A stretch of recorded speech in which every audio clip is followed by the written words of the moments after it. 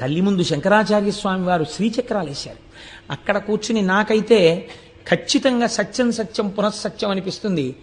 ఒక్కసారి వెళ్ళి భ్రమరాంబా అమ్మవారి యొక్క శ్రీచక్రం ముందు కూర్చుని ఏ తల్లి అయినా కుంకుమార్చన చేస్తే ఎన్ని జన్మలకి కూడా పూర్ణంగా 3 తరాలు చూసి హాయిగా 10 మంది చేత పండు ముత్తైదువా అనిపించుకుని ఎవరింట్లో బిడ్డ పుట్టిన ఆవిడ కట్టి విప్పిన చీర పట్టండని తీసుకెళ్ళి అంత సంతోషపడిపోయేటట్టుగా వాళ్ళ జీవనం నడిచి వృద్ధాప్యంలో హాయిగా భర్త గారి తొడ మీద తల పెట్టుకుని ప్రాణం విడిచిపెట్టగలిగినటువంటి అదృష్టం కలుగుతుంది. దీనికి నేను మీకు ఒక ఉదాహరణ చెప్తాను. మీకు జ్ఞాపకం ఉందో లేదో, నేను భాగవతం చెప్పే రోజులలో ములుగు హనుమంతరావు గారిని హైదరాబాద్ నుంచి ఒక మహానుభావుడు ఇక్కడికి వచ్చారు. శ్రీశైలే మల్లికార్జునం జ్యోతిర్లింగములన్నింటిని గురించి ఒక్కసారి శివమహాపురాణాంతర్గతముగా ప్రస్తావన చేయబడిన విషయమే కనుక ఒక్కసారి దాన్ని పరిశీలన చెయ్యాలి అని అనుకున్నాం. శ్రీశైలం సాక్షాత్తుగా మన ఆంధ్రదేశంలోనే కర్నూలు జిల్లాలో వెలిసి ఉన్నటువంటి స్వయంభూలింగమూర్తి ఉన్నటువంటి క్షేత్రం. పైగా విశేషించి అష్టాదశ శక్తిపీఠాల్లో శ్రీశైలంలో ఉన్నటువంటి భ్రమరాంబిక అమ్మవారు ఆ తల్లి శక్తిపీఠం.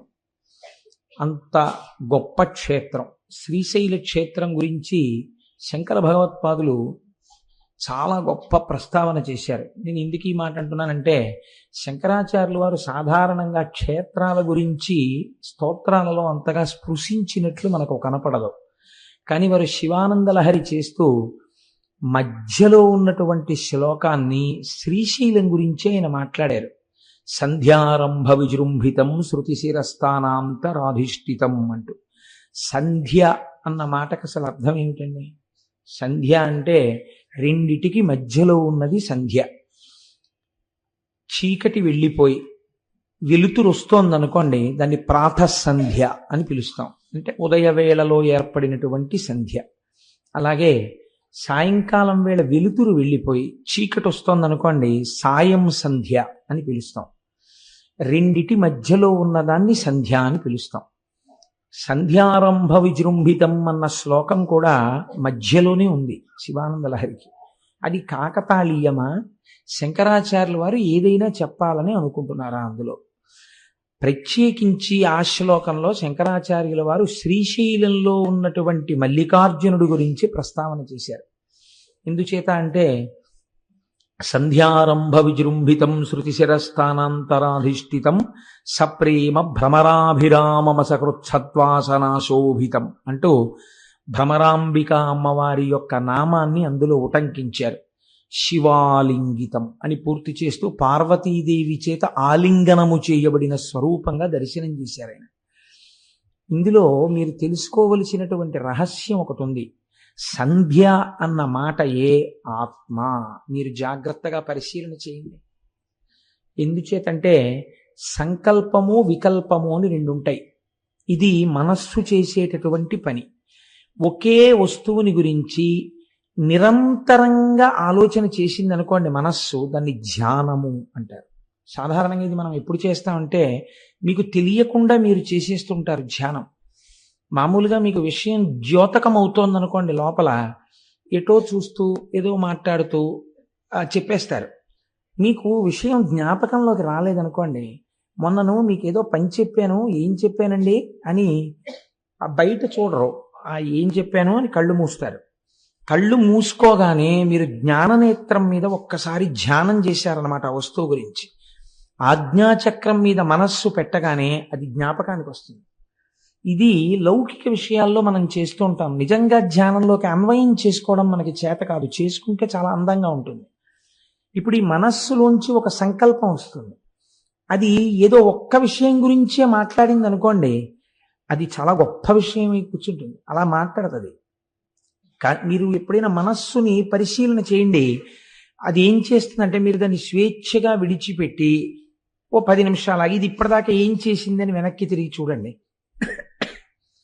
ఒక్క విషయం గురించి మాట్లాడదు. కాసేపు రేపు నేను ఇదొకటి చెయ్యాలి కదా, రేపు ఓంకార క్షేత్రం గురించి వస్తే గొప్ప విషయమే, భగవంతుడి గురించి ఆలోచించినట్టు అవుతుంది. రేపు నేను ఆ పని మీద వెళ్ళాలి, ఆఫీసులో ఈ పని రేపు పూర్తయిపోతుందా, రేపు ఫలానా వాళ్ళకి ఫోన్ చేద్దాం అనుకున్నాను, అదో పని చెయ్యాలి. తర్వాత నేను బట్టలు దర్జీకి ఇచ్చి చాలా రోజులైంది, అవి తెచ్చుకోవడం మర్చిపోతున్నాను, ప్రతిరోజు అదొకటి తెచ్చుకోవాలి. ఇప్పుడు ఎన్ని విషయాలు ఆలోచించింది అది? ఏ ఒక్క విషయం మీద ఎడతెగని ఆలోచన లేదు. ఇలా ఇలా ఇలా ఇలా ఇలా ఇలా ఎగురుతుంది వస్తువుల మీద. అది దానికి ఉన్నటువంటి స్వభావం మనస్సుకి. ఇటువంటి మనస్సు ఒక ఆలోచన చేసి ఆ ఆలోచనను వదిలిపెట్టి ఇంకో ఆలోచన వైపుకి వెళ్ళాలి. చాలా జాగ్రత్తగా ఆలోచించండి. ఈ రెండు ఆలోచనల మధ్యలో ఏముంది?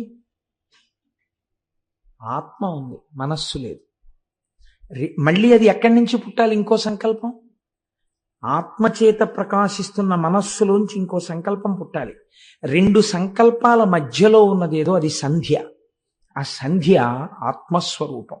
ఆ ఆత్మస్వరూపం జ్యోతిర్లింగమైన మల్లికార్జునుడు. కాబట్టి శివానందలహరిలో మధ్య శ్లోకం సంధ్యారంభ విజృంభితం. అది శంకరాచార్యుల వారి ప్రజ్ఞ. ఎంత గొప్పగా వారు అన్వయం చేశారో చూడండి. ఇటువంటి శ్రీశైల క్షేత్రం మన ఆంధ్రదేశంలో ఉండడం మన అదృష్టం నిజానికి. ఆ ఉన్నటువంటి క్షేత్రము పరమేశ్వరుడు వెలిసినటువంటి కొండ పేరు శ్రీగిరి. మనం ఎవరినైనా గౌరవవాచకంతో పిలవాలి అనుకున్నప్పుడు శ్రీకారం చుడతాం పక్కన. శ్రీ దొరగారు, శ్రీ ఏదో ఇంకొకరు అని శ్రీకారం చుట్టి పిలుస్తాం. ఆ శ్రీకారం వేశామంటే వారిని గౌరవించి పిలిచాము అని. ఈ శైలమునకు ముందేమనుంది? శ్రీశైలము. దాని పేరు శ్రీగిరి. మిగిలిన కొండలు బోలెడన్ని ఉన్నాయి. ఏ కొండకైనా ఇలా ఉందా పేరు? ఉంది. దేనికి ఉంది? తిరుమల. తిరుమల కూడా శ్రీశైలమే. అందుకే వరాహ పురాణంలో శ్రీశైలే పూరయిష్యామి కించిత్ కాలాదనంతరం అన్నారు వెంకటేశ్వరుడు. శ్రీశైలములు రెండు. ఒక శ్రీశైలము తిరుమల. తిరు అంటే ద్రవిడ భాషలో గౌరవవాచకం, శ్రీకారం. తిరుమలై, మలై అంటే కొండ. శ్రీశైలము సంస్కృతంలోకి చెప్తే ఇది శ్రీశైలము. అక్కడ కరచరణాదులతో ఉన్నాడు, ఇక్కడ లింగమూర్తిగా ఉన్నాడు, రూపరూపిగా ఉన్నది ఒక్క పరమాత్మే, రెండుగా భాషిస్తున్నాడు. ఇక్కడ ఉన్నటువంటి శ్రీశైలము, ఆ కొండ పేరు శ్రీగిరి. ఈ శ్రీగిరి అన్న పేరు ఎందుకు వచ్చింది అంటే దాని గురించి స్థల పురాణం ఒక మాట మాట్లాడింది. ఒక భక్తురాలు నేను ఈ కొండగా మారాలని కోరుకున్నది కాబట్టి ఆమె శైలముగా మారినది అని. కాదు, దాని యొక్క తాత్వికమైన రహస్యం వేరు. కొన్ని పరమ పవిత్రమైనటువంటి కొండలు ఉంటాయి. ఈశ్వరుడు కోరి కోరి అక్కడ స్వయంభూగా వెలుస్తాడు. అలా వెలియాలంటే అది ప్రాకృతముగా ఉన్నటువంటి కొండ కాదు, దాని యందు ఏదో శక్తి ఉండాలి. మీరు చూడండి, మనకి ఒక మాట మాట్లాడుతుంటారు, శిలాభోగం స్థలాభోగం అంటారు. శిలాభోగం అంటే ప్రపంచంలో ఎన్నో శిలలు ఉంటాయి. ఏదో ఒక శిలని పట్టుకొచ్చి ఒక ఆయన చెక్కుతాడు, ఓ గుళ్ళో పెడతాడు. దానికి ఎన్ని అభిషేకాలో ఎన్ని పూజలో అది మూర్తి అయిపోయింది, శిలాభోగం. అంతకన్నా గొప్ప మూర్తిని చెక్కి ఇంకో గుళ్ళో పెడతారు, ఆ గుళ్ళోకి వెళ్ళేవాడు ఉండడం. శిలాభోగం అంటే దానికి లేదా అదృష్టం రాదు, ఇక్కడికి భక్తులు అంటారు. స్థలాభోగం, మీరు కొన్ని కొన్ని స్థలాలు చూడండి, మహాత్ములు అడుగుపెట్టిన వేళా విశేషం ఏమిటో తెలియదు, కానీ నేను విశాఖపట్నంలో చూశాను అలాంటి ఇల్లు. ఒక ఇల్లు ఉండేది, అంటే మా బంధువులే ఉండేవారు అందులో, అందుకని నాకు తెలుసు. చీకటి గుహ ఎలా ఉంటుందో గదులు అలా ఉండేవి ఆ ఇంట్లో. అంత చీకటి, అంత అలా ఉండేవి ఆ గదులన్నీ కూడాను. కానీ ఆ ఇంట మంగళతోరణం కట్టి మళ్ళీ మంగళతోరణం ఎండిపోయింది తీయడానికి టైం ఉండేది కాదు, మళ్ళీ తోరణం కట్టేసేవారు. ఎప్పుడూ శుభమే. ఆ ఇంట్లో ఎంత చిత్రం అంటే ఏదైనా శుభకార్యం జరగట్లేదంటే ఆ ఇంటికి వెళ్ళి ఓ 4 రోజులు ఉంటే శుభకార్యం అయిపోయేది. స్థలాభోగం, మీరు ఏమని చెప్పగలరు దానికి? స్థలాభోగం అనాలంతే. అంటే ఆ ఇంటికి ఏదో మహత్తరమైనటువంటి ఓ పెంకో ఏదో వచ్చేసింది అనమాట. ఆ స్థలం అటువంటిది, మనకి తెలియదండి ఒక్కొక్కసారి ఆ స్థలం అంత శక్తివంతమైందని మనం కనిపెట్టలేము, పెద్దలైతే కనిపెడతారు. శంకరాచార్యుల వారు పాదచారి అయి నడుస్తున్నప్పుడు ఒకానొక చోట వారు ఎండ నుంచి సేద తీరడం కోసమని కూర్చున్నారు. మంచి రోహిణీ కార్తె. అటువంటి సమయంలో ఒక కప్ప నీటిలోకి దూకలేకపోయింది, ఆ ఎండకి శోషించిపోయింది. పక్కన పుట్టలో ఒక పెద్ద నాగుపాం ఉంది. ఆ నాగుపాం పాకుతూ వచ్చి కప్పని మింగుతుందని శంకరాచార్యుల వారు చూస్తున్నారు. అది పడగ పట్టి ఆ పడగ నీటిలో కప్పకి విశ్రాంతినిచ్చింది. విశ్రాంతి తీసుకున్న కప్ప నీటిలోకి దూకింది. వెంటనే శంకరాచార్యుల వారు అంతర్ముఖులై చూశారు. ఒక నాగుపాం కప్పకి ఎందుకు పడగ పట్టింది? కాబట్టి ఈ స్థలానికి ఏదో ప్రాముఖ్యత ఉండాలి అని. అప్పుడు వారు లోపల అంతర్ముఖులై చూస్తే అది ఋష్యశృంగ మహర్షి తపస్సు చేసిన ప్రదేశం. అందుకే అక్కడ జీవులకు ఒకదాని పట్ల ఒకదానికి శత్రుభావన లేకుండా చెనకకుండా అంత సంతోషంగా కలసిమెలసి ఉంటున్నాయి. ఇంత పరమ పవిత్రమైన భూమి కనుక ఇక్కడే నేను మొట్టమొదటి పీఠాన్ని పెడతానన్నారు. అదే ఇవాళ మనం ఆరాధన చేసేటటువంటి శృంగగిరి పీఠం కర్ణాటకలో. కాబట్టి స్థలాభోగము ఉన్నదా లేదా? ఉన్నది. శ్రీగిరి అన్నప్పుడు అందులో శ్రీ శకార రకార ఈకారములు ఉన్నాయి. శకార రకార ఈకారములుంటే శ్రీమాత అని ప్రారంభమైంది లలితా సహస్రనామం. ఆ మూడక్షరాలు బ్రహ్మశక్తి, విష్ణుశక్తి, రుద్రశక్తి, ఈ మూడు శక్తుల్ని తెలియచేస్తాయి. ఈ మూడు శక్తులు ఉన్నటువంటి కొండ, ఈ మూడు శక్తులు మమేకమైన శక్తి రూపిణి భ్రమరాంబిక. అందుకని శక్తిపీఠం. ఇప్పుడు ఆ కొండ మీద అడుగు పెట్టిన వాడికి సరస్వతీ కటాక్షం కావాలా, లక్ష్మీ కటాక్షం కావాలా, జ్ఞానం కావాలా? నువ్వు అడగక్కర్లేదు, నోరు తెరిచి నీకేది కావాలో అది ఆ కొండలోంచి ప్రసరిస్తుంది. అంత శక్తివంతమైన స్థలం అది, అంత శక్తివంతమైన కొండ ఆ కొండ. అందుకే శంకరాచార్యులు వారు యోగరత్నావళి స్థలంలో ఓ మాట అంటారు, శ్రీశైల శృంగే వివిధ ప్రసంగే శేషాద్రి శృంగే సదా వసంతం తమర్జునం మల్లిక పూర్వమేనం శ్రీశైల శృంగ కుహరేషు కదోపలప్స్యే గాత్రం యదామలతాహ పరివేశయంతి కర్ణే యదాహ విరచయంతి ఖగాశ్చ నీడాస్ అంటూ సిద్ధిం తథావిధ మనోవిలయం సమాధౌ అన్నారు. శ్రీశైలంలో తొందరగా మనస్సు లయమైపోతుంది అంటారు. అక్కడికి వెళ్ళి జపం చేసుకుందాం అనుకున్న వాళ్ళకి అక్కడికి వెళ్ళి కూర్చుని మాకు ఒక ఆఫీసర్ గారు ఉండేవారు. ఇప్పుడు నాకు పుష్పమాల వేశారే, వారు చేసిన ర్యాంక్కి సమానమైన ర్యాంకు. ఆ డెప్యూటీ మేనేజర్ క్వాలిటీ కంట్రోల్ అని మా ఆఫీసులో ఒక పరమ గౌరవనీయమైన పదవి, ఒక జిల్లా స్థాయి అధికారి. ఆయన పేరు అరుణ జటేశ్వరుడు. చాలా గొప్ప పేరు, ఎక్కడ ఉండదు అసలు. ఆయనే అరుణ జడాయ్ అని పిలుస్తుండేవారు. ఆయన పరమభక్తుడైన ఆయన శ్రీశైల క్షేత్రానికి వెళ్ళి భ్రమరాంబ అమ్మవారి దేవాలయపు గోడల దగ్గర కూర్చుని రుద్రాన్ని పారాయణ చేసి వస్తుండేవారు. అందుకే మహానుభావుడు ఒక పువ్వులా పనిచేసి ఒక పువ్వులా వెళ్ళిపోయారు ఆయన. మొన్ననే నాకు ఫోన్ చేశారు, ఈ మాట ఎప్పుడైనా వీలైతే ఒకసారి సభకి పిలిపిస్తాను వారిని, ఒకసారి రండి చెన్నై నుంచి అని. నేను ఎందుకు ప్రస్తావన చేశానంటే అక్కడ తొందరగా మనస్సు లయం అవుతుంది. సిద్ధిం తథావిధ మనోవిలయం సమాధౌ గాత్రం యదాహమలతాహ పరివేశయంతి అంటారు శంకరాచార్యుల వారు. మీ మనస్సు లయమైపోతే మీకు బాహ్య ప్రపంచంతో సంబంధం ఉండదు. మీకు బాహ్య ప్రపంచంతో సంబంధం లేదు అని ముందు ఎవరు నమ్మాలి? తీగలు నమ్ముతాయి. తీగలు నేను వెళ్ళిలా కూర్చున్నా నన్ను చుట్టుకో, వీళ్ళు లేచి వెళ్ళిపోతాడని చుట్టుకోదు. కానీ ఒక కర్రపుల్ల ఇలా ఉందనుకోండి, తీగొచ్చి చుట్టుకుంటుంది. అలాగే శ్రీశైలమునందు తొందరగా సమాధిలోకి వెళ్ళిపోతారు కాబట్టి అక్కడ తీగలు అల్లుకుని ఉంటాయిట. ఎన్ని ఓషధులకు ఆలవాలము శ్రీశైల పర్వతం. అసలు అన్నింటికన్నా ఆశ్చర్యం అండి, శ్రీశైలానికి దగ్గరలో ఒక క్షేత్రం ఉంది, అక్కడ అమ్మవారు ఉన్నారు. సిద్ధేశ్వరం అనుకుంటాను నాకు జ్ఞాపకం ఉన్నంత వరకు. మీరు అమ్మవారికి బొట్టు పెట్టచ్చు. అక్కడ మీరు అమ్మవారికి కుంకుమ బొట్టు పెడితే శిలామూర్తిగా ఉండదు, నుదురు మెత్తగా తగులుతుంది. వేలు పెట్టినప్పుడు మీ ఒళ్ళు పులకరిస్తుంది. శ్రీశైలం ఎన్ని రకాల ఉపాసనలకు ఆలవాలము, అంత గొప్ప క్షేత్రం శ్రీశైలం. అటువంటి శ్రీశైలంలో ఆ శ్రీశైల పర్వతం మీద పరమశివుడు స్వయంభూమూర్తిగా వెలిశాడు. మీరు చూడండి, ఎందుకు వెలియాలి? ఏదో కారణం ఉండాలి కదండి. నిన్న సౌరాష్ట్రే సోమనాథంచ ఒక కారణం కనపడింది.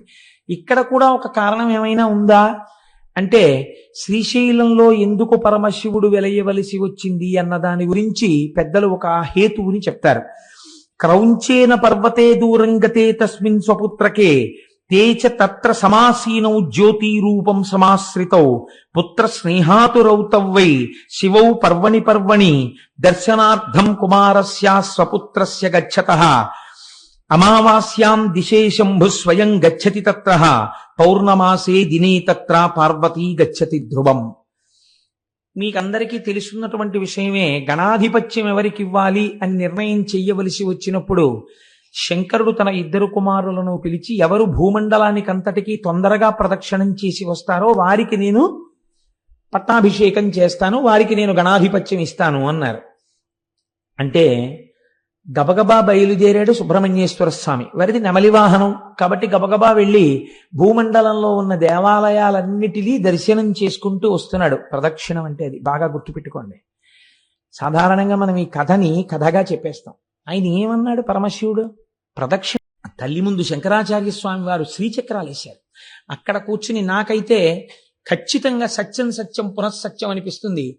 ఒక్కసారి వెళ్ళి భ్రమరాంబ అమ్మవారి యొక్క శ్రీచక్రం ముందు కూర్చుని ఏ తల్లి అయినా కుంకుమార్చన చేస్తే ఎన్ని జన్మలకి కూడా పూర్ణంగా 3 తరాలు చూసి హాయిగా 10 మంది చేత పండు ముత్తైదువా అనిపించుకుని ఎవరింట్లో బిడ్డ పుట్టిన ఆవిడ కట్టి విప్పిన చీర పట్టండని తీసుకెళ్ళి అంత సంతోషపడిపోయేటట్టుగా వాళ్ళ జీవనం నడిచి వృద్ధాప్యంలో హాయిగా భర్త గారి తొడ మీద తల పెట్టుకుని ప్రాణం విడిచిపెట్టగలిగినటువంటి అదృష్టం కలుగుతుంది.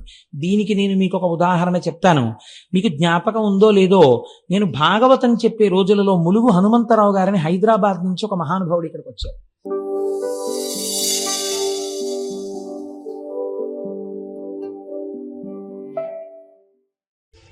శ్రీశైలే మల్లికార్జునం జ్యోతిర్లింగములన్నింటిని గురించి ఒక్కసారి శివమహాపురాణాంతర్గతముగా ప్రస్తావన చేయబడిన విషయమే కనుక ఒక్కసారి దాన్ని పరిశీలన చెయ్యాలి అని అనుకున్నాం.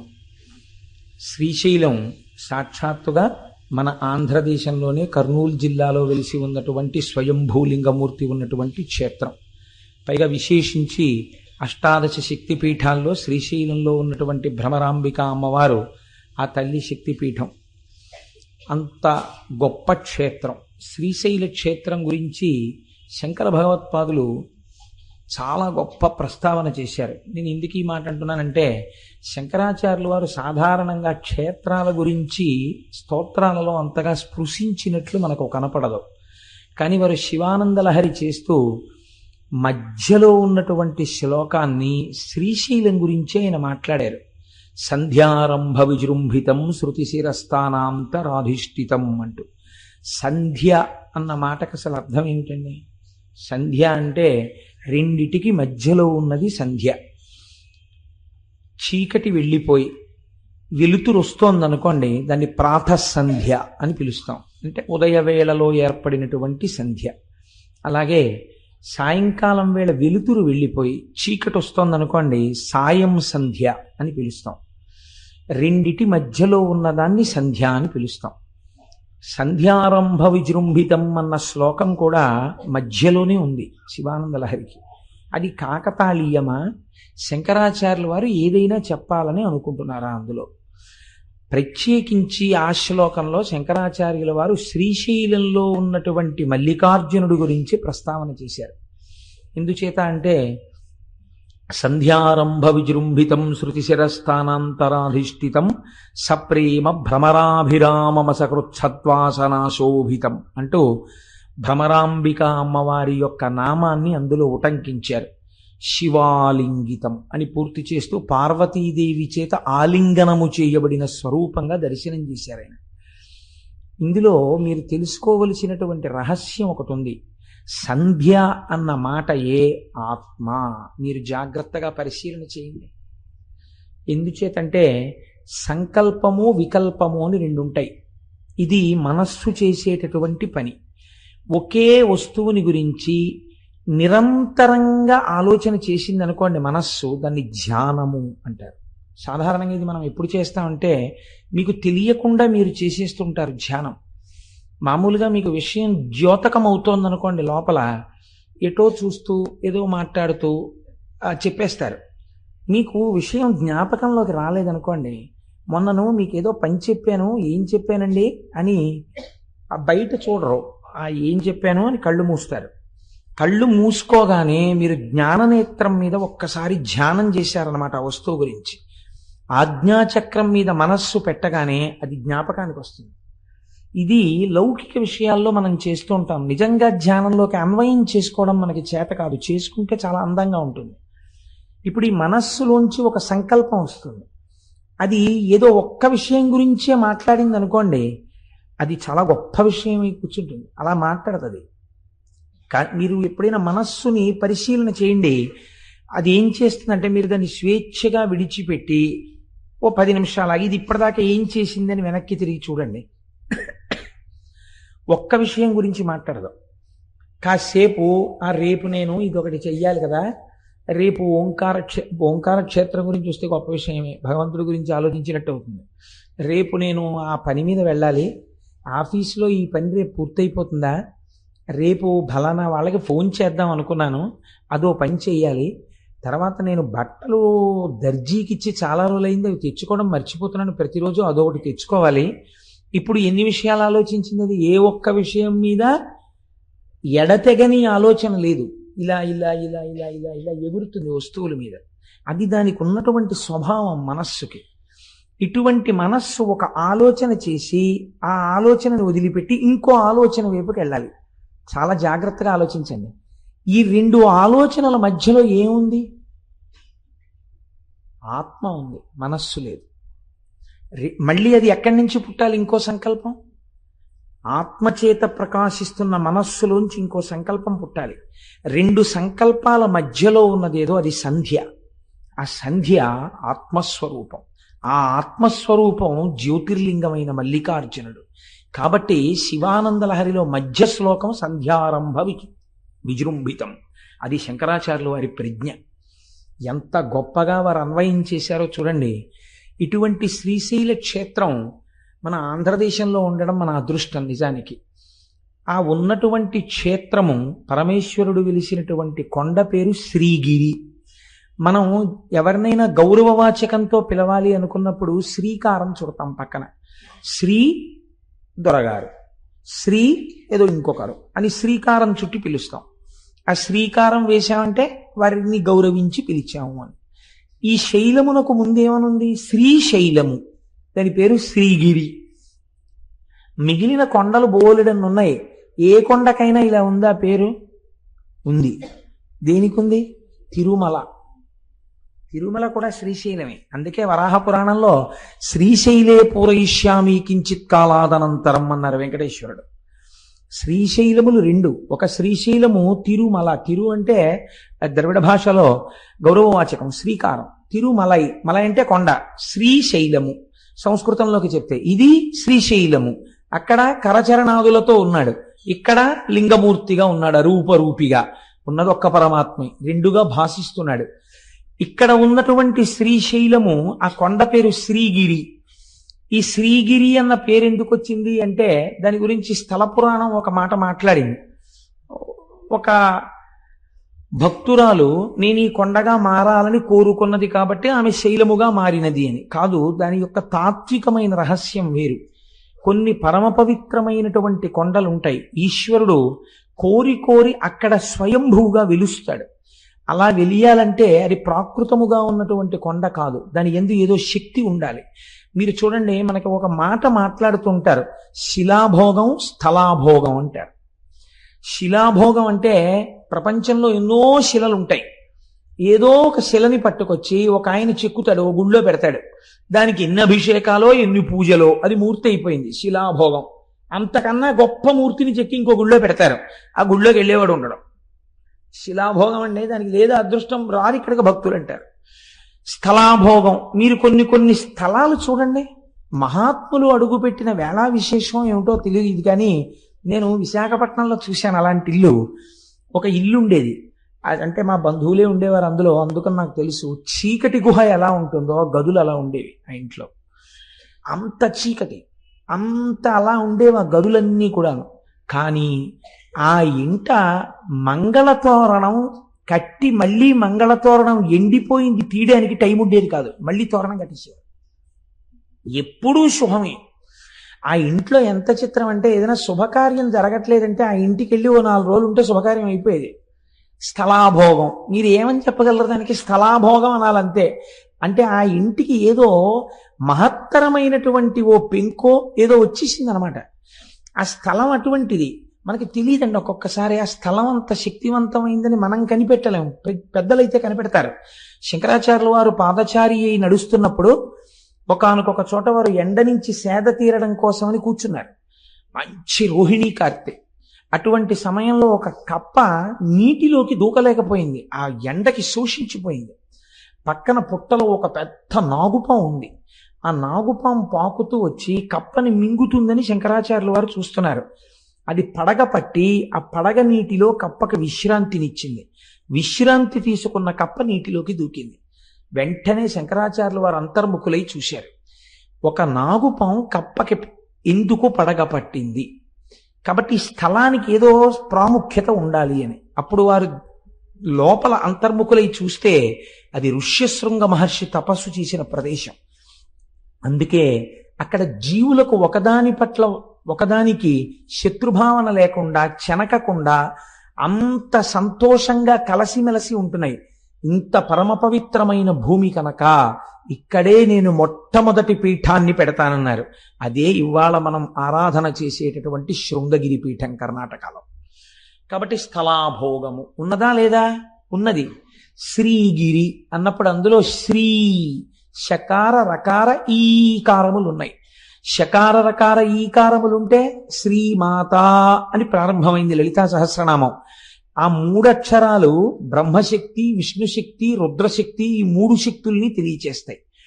ఈ మూడు శక్తులు ఉన్నటువంటి కొండ, ఈ మూడు శక్తులు మమేకమైన శక్తి రూపిణి భ్రమరాంబిక, అందుకని శక్తిపీఠం. ఇప్పుడు ఆ కొండ మీద అడుగు పెట్టిన వాడికి సరస్వతీ కటాక్షం కావాలా, లక్ష్మీ కటాక్షం కావాలా, జ్ఞానం కావాలా? నువ్వు అడగక్కర్లేదు, నోరు తెరిచి నీకేది కావాలో అది ఆ కొండలోంచి ప్రసరిస్తుంది. అంత శక్తివంతమైన స్థలం అది, అంత శక్తివంతమైన కొండ ఆ కొండ. అందుకే శంకరాచార్యుల వారు యోగరత్నావళి స్థలంలో ఓ మాట అంటారు, శ్రీశైల శృంగే వివిధ ప్రసంగే శేషాద్రి శృంగే సదా వసంతం తమర్జునం మల్లిక పూర్వమేనం శ్రీశైల శృంగ కుహరేషు కదోపలప్స్యే గాత్రం యదామలతాహ పరివేశయంతి కర్ణే యదాహ విరచయంతి ఖగాశ్చ నీడాస్ అంటూ సిద్ధిం తథావిధ మనోవిలయం సమాధౌ అన్నారు. శ్రీశైలంలో తొందరగా మనస్సు లయమైపోతుంది అంటారు.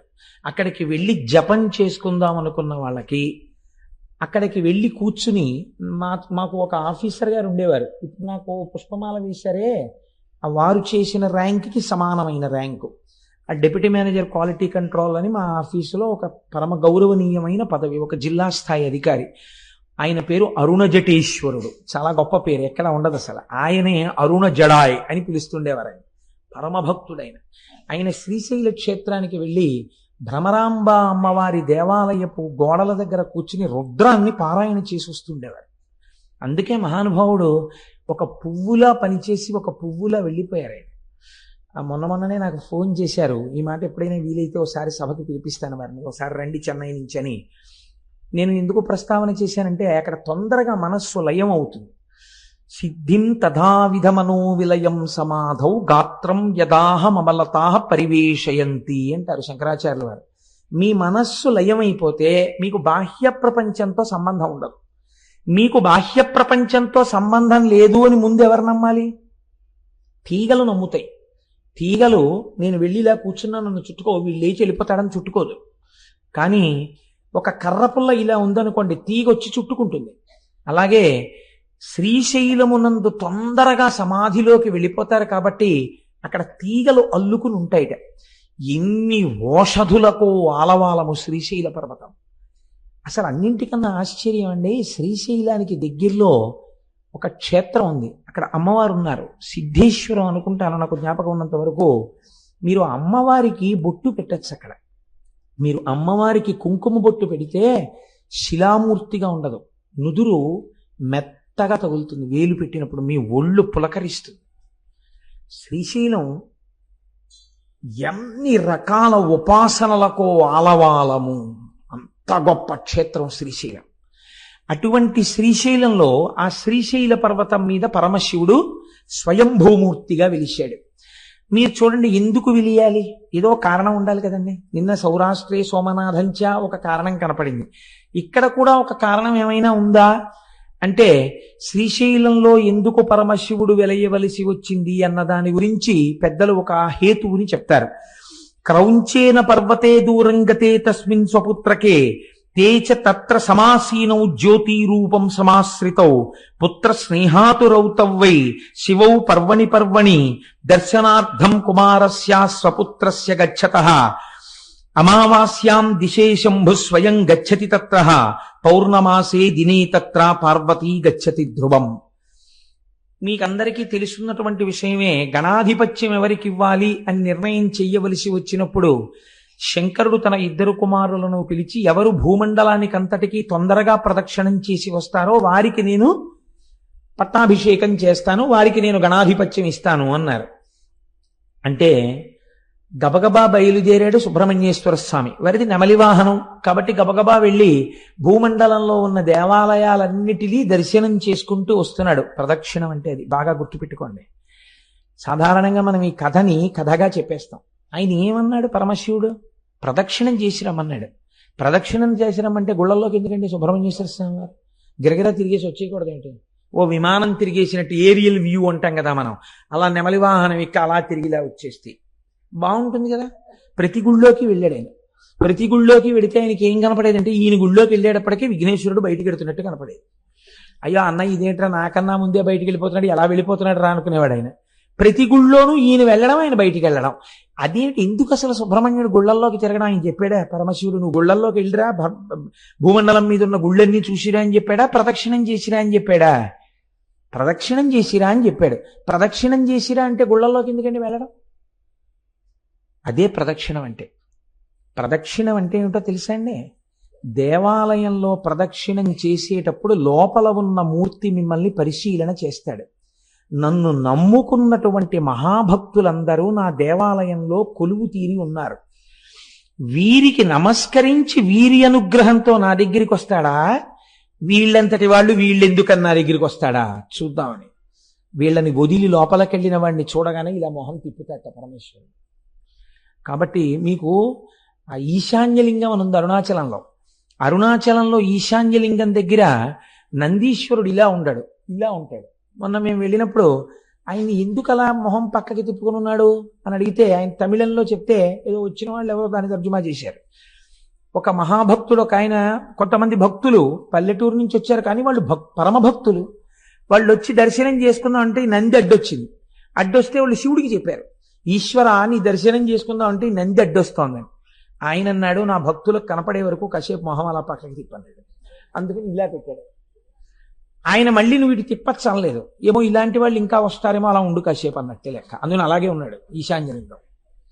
కాబట్టి చూడండి, భక్తుల పట్ల ఆయన ఎంత ప్రీతి వహించి ఉంటాడో చూడండి. లోపల భక్తి ఉంటే ఆయన దాన్ని గమనిస్తాడు.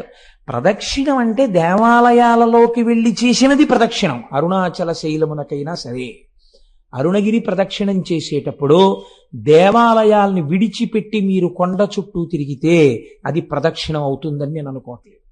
ఎందుకంటే అలా శాస్త్రం మాట్లాడలేదు కనుక. లేకపోతే తలుపులు తీసి అర్ధరాత్రి వేళ కూడా లింగ దర్శనం అయ్యేటట్టుగా అరుణాచలంలో ఎందుకు ఉంచుతున్నారు? మీరు వెళ్ళితేనే ప్రదక్షిణం పూర్తవుతుందని. మీరు వదిలిపెడితే ప్రదక్షిణ ఎలా అయింది? మీరు దేవాలయ సహితంగా చేసిందే ప్రదక్షిణం.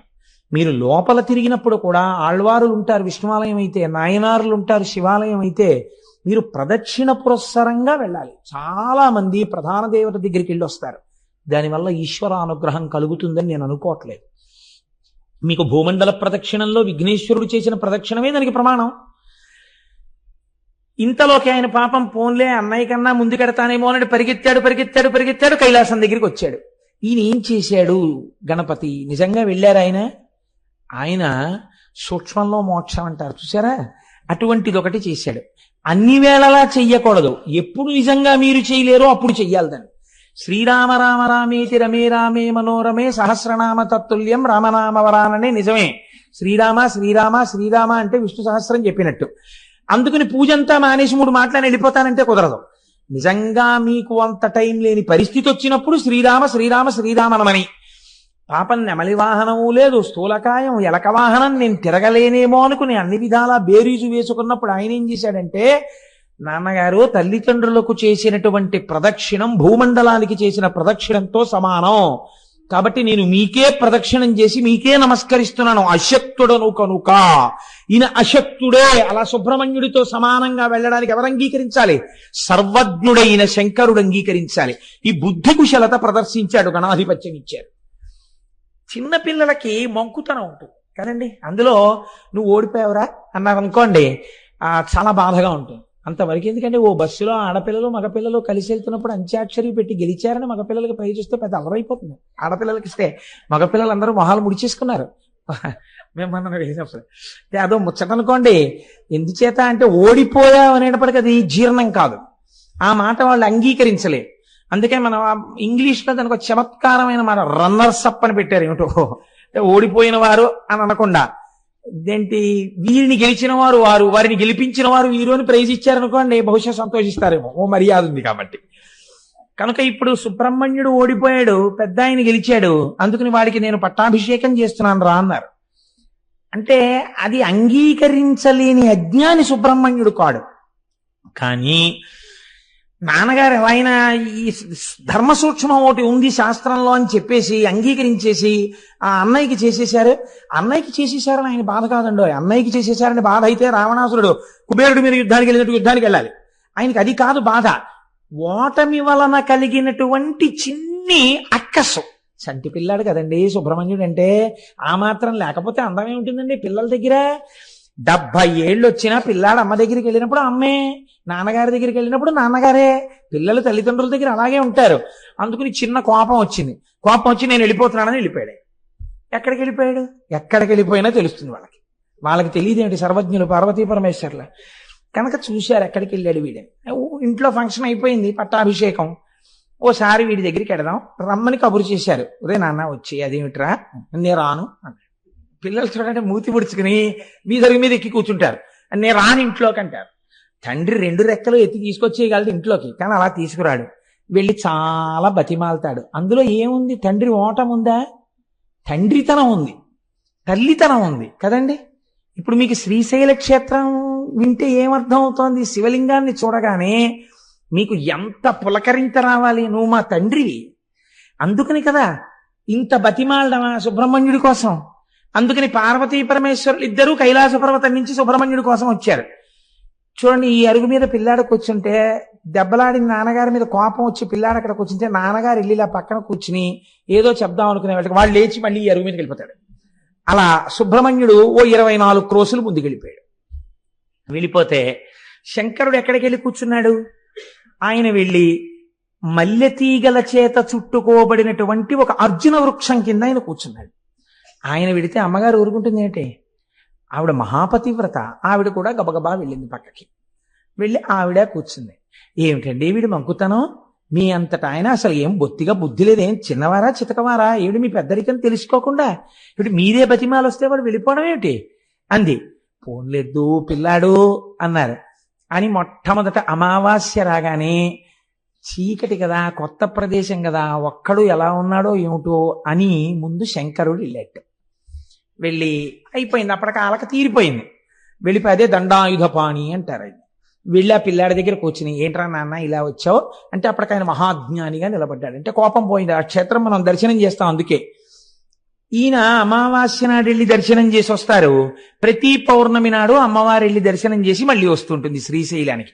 పిల్లాడికి దగ్గరలో ఉన్నామనిపించుకోవడానికి అక్కడే ఉండి చక్కగా ఇద్దరిని చూస్తూ ఆ సుబ్రహ్మణ్యుణ్ణి చూసుకుంటూ ఎలాగో వచ్చాం కదా ఈ క్షేత్రానికి, ఇక్కడ చక్కగా ఈ మల్లె చెట్టు కిందకు వచ్చాం కదా అని పిలిచారు.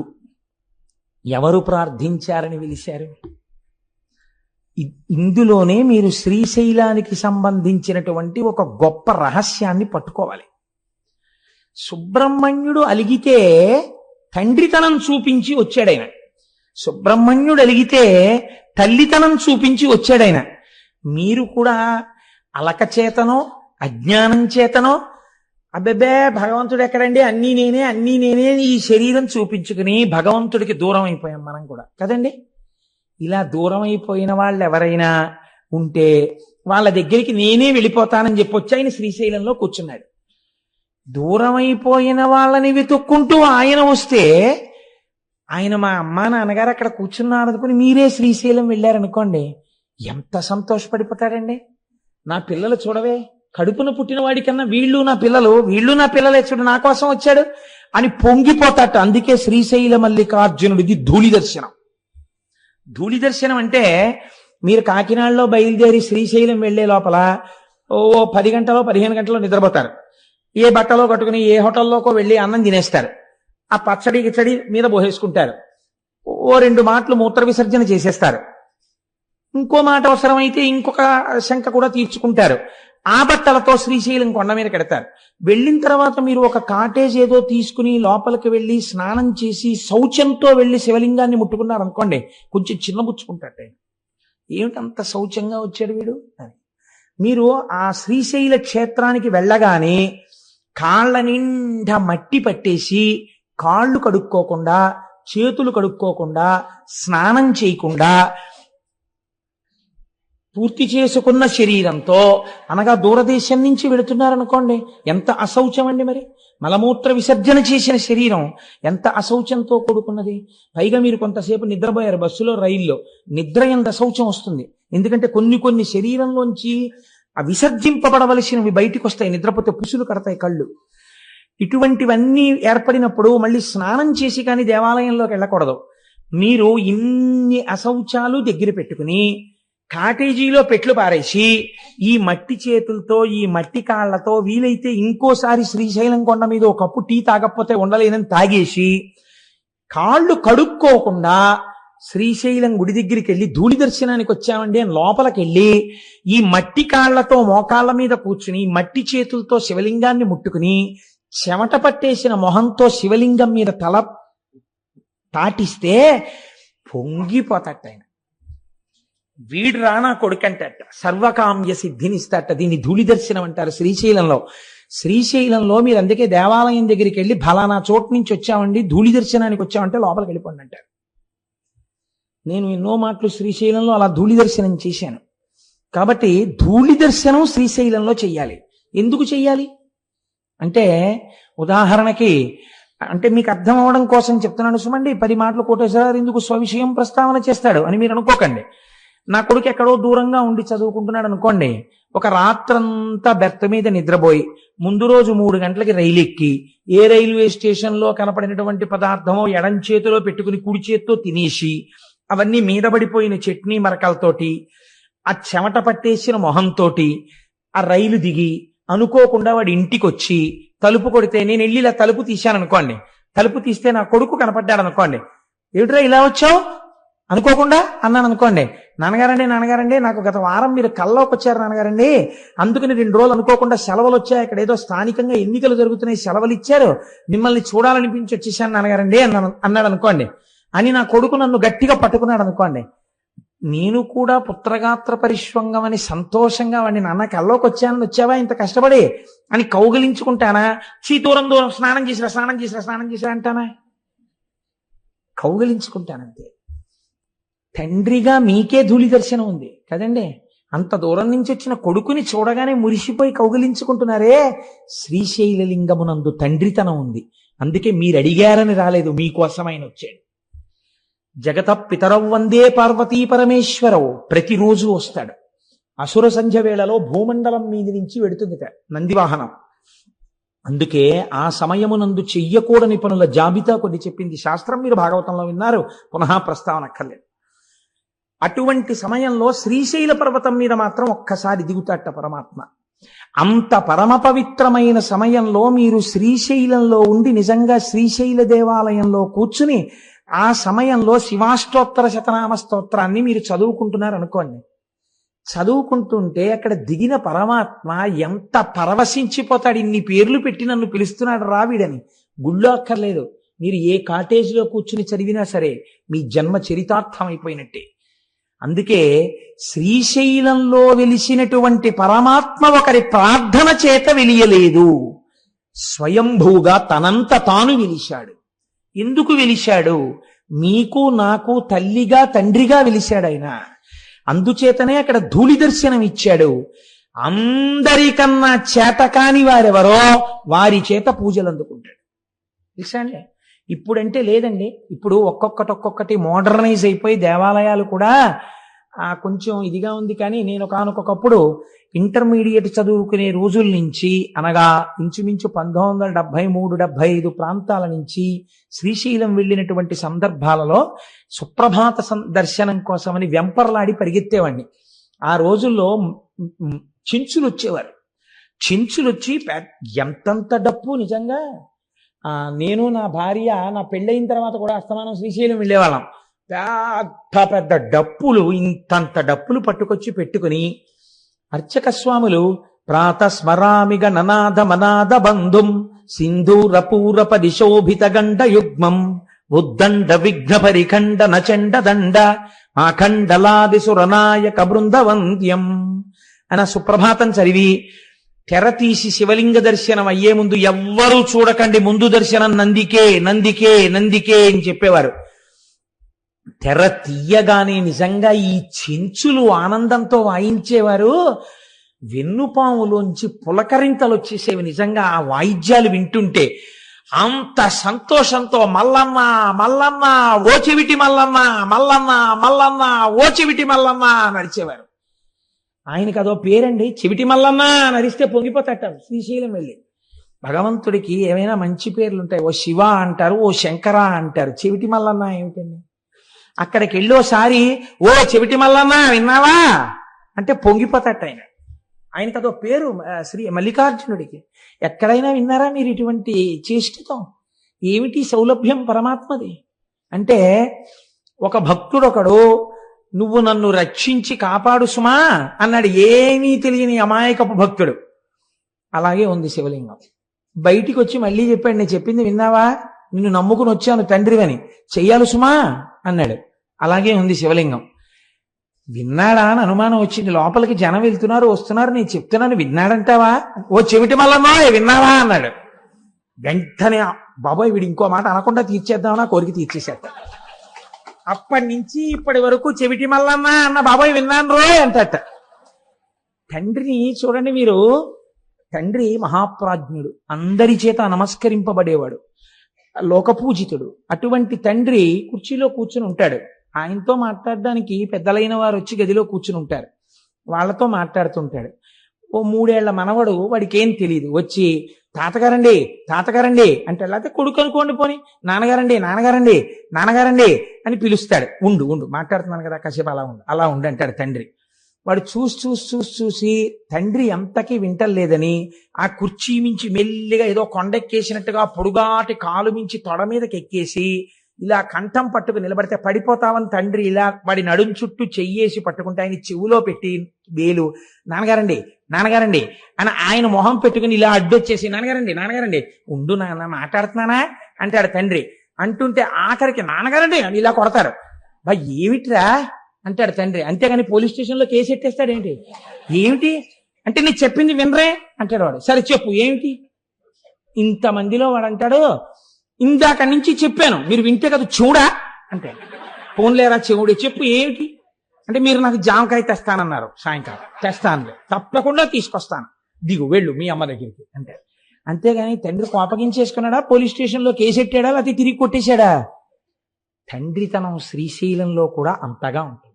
సామాన్యమైన తండ్రికే అంత ప్రేమ ఉంటే మా స్వామి శ్రీశైల మల్లికార్జునుడికి ఎంత ప్రేమ ఉంటుందండి. తెలుసున్నవాడు అలా పిలవకూడదు. నా స్వామి పలకగలడని తెలిసి కూడా వెళ్ళి చెవిటి మల్లన్నోయ్ అనకూడదు. కొడుకు పెద్దవాడయ్యాడు, 25 ఏళ్లవాడు అయ్యాడు. నాన్నగారు పెద్దలతో మాట్లాడుతున్నారు, వాళ్ళు మాట్లాడి వెళ్ళిపోయిన తర్వాత నాన్నగారికి చెప్దాం అనుకోవాలి. అంతేగాని 25 ఏళ్ళు ఒంటికొచ్చి కూడా 2 ఏళ్లప్పుడు నువ్వు నన్ను చెవుడా అన్నావురా అన్నాడని 25 ఏళ్ళు వచ్చినా 10 మందిలోకి వచ్చి మీకు చెవుడా అంటాడా? వాడు నా కోసం వచ్చినవాడు, ఎంత నా మీద ప్రేమ ఉన్నవాడు.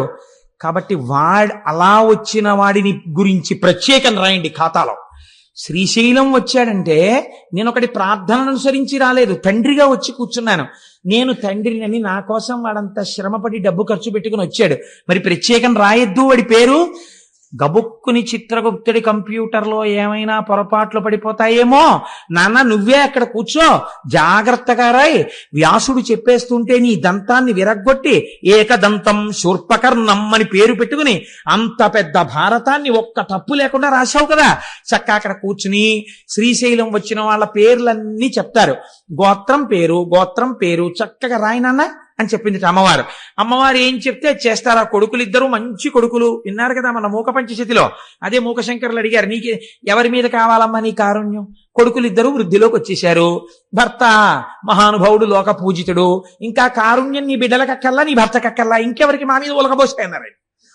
అలా అమ్మవారు ఎంత కారుణ్యమూర్తి అక్కడ పెట్టింది ఆయన్ని, నువ్వు రాయిరా అబ్బాయింది.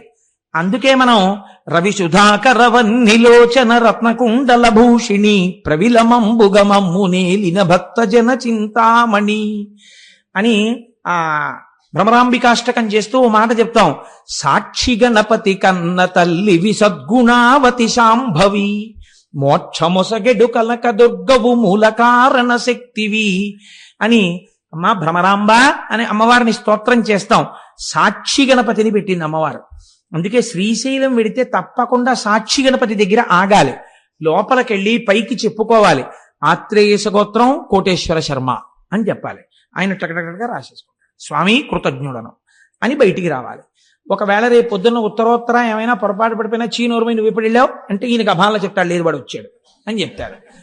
పొంగిపోతారు అమ్మవారు అయ్యవారు, అయ్య బాబోయ్ శ్రీశైలం ప్రత్యేకం తండ్రి కోసం అమెరికా నుంచి వచ్చిన వాడు లాంటి వాడు వీడు, అందుకని 10 మందికి చూపించుకోవలసిన వాడు, వీడి జోలికి మనం వెళ్ళకూడదని వదిలిపెట్టేస్తారు.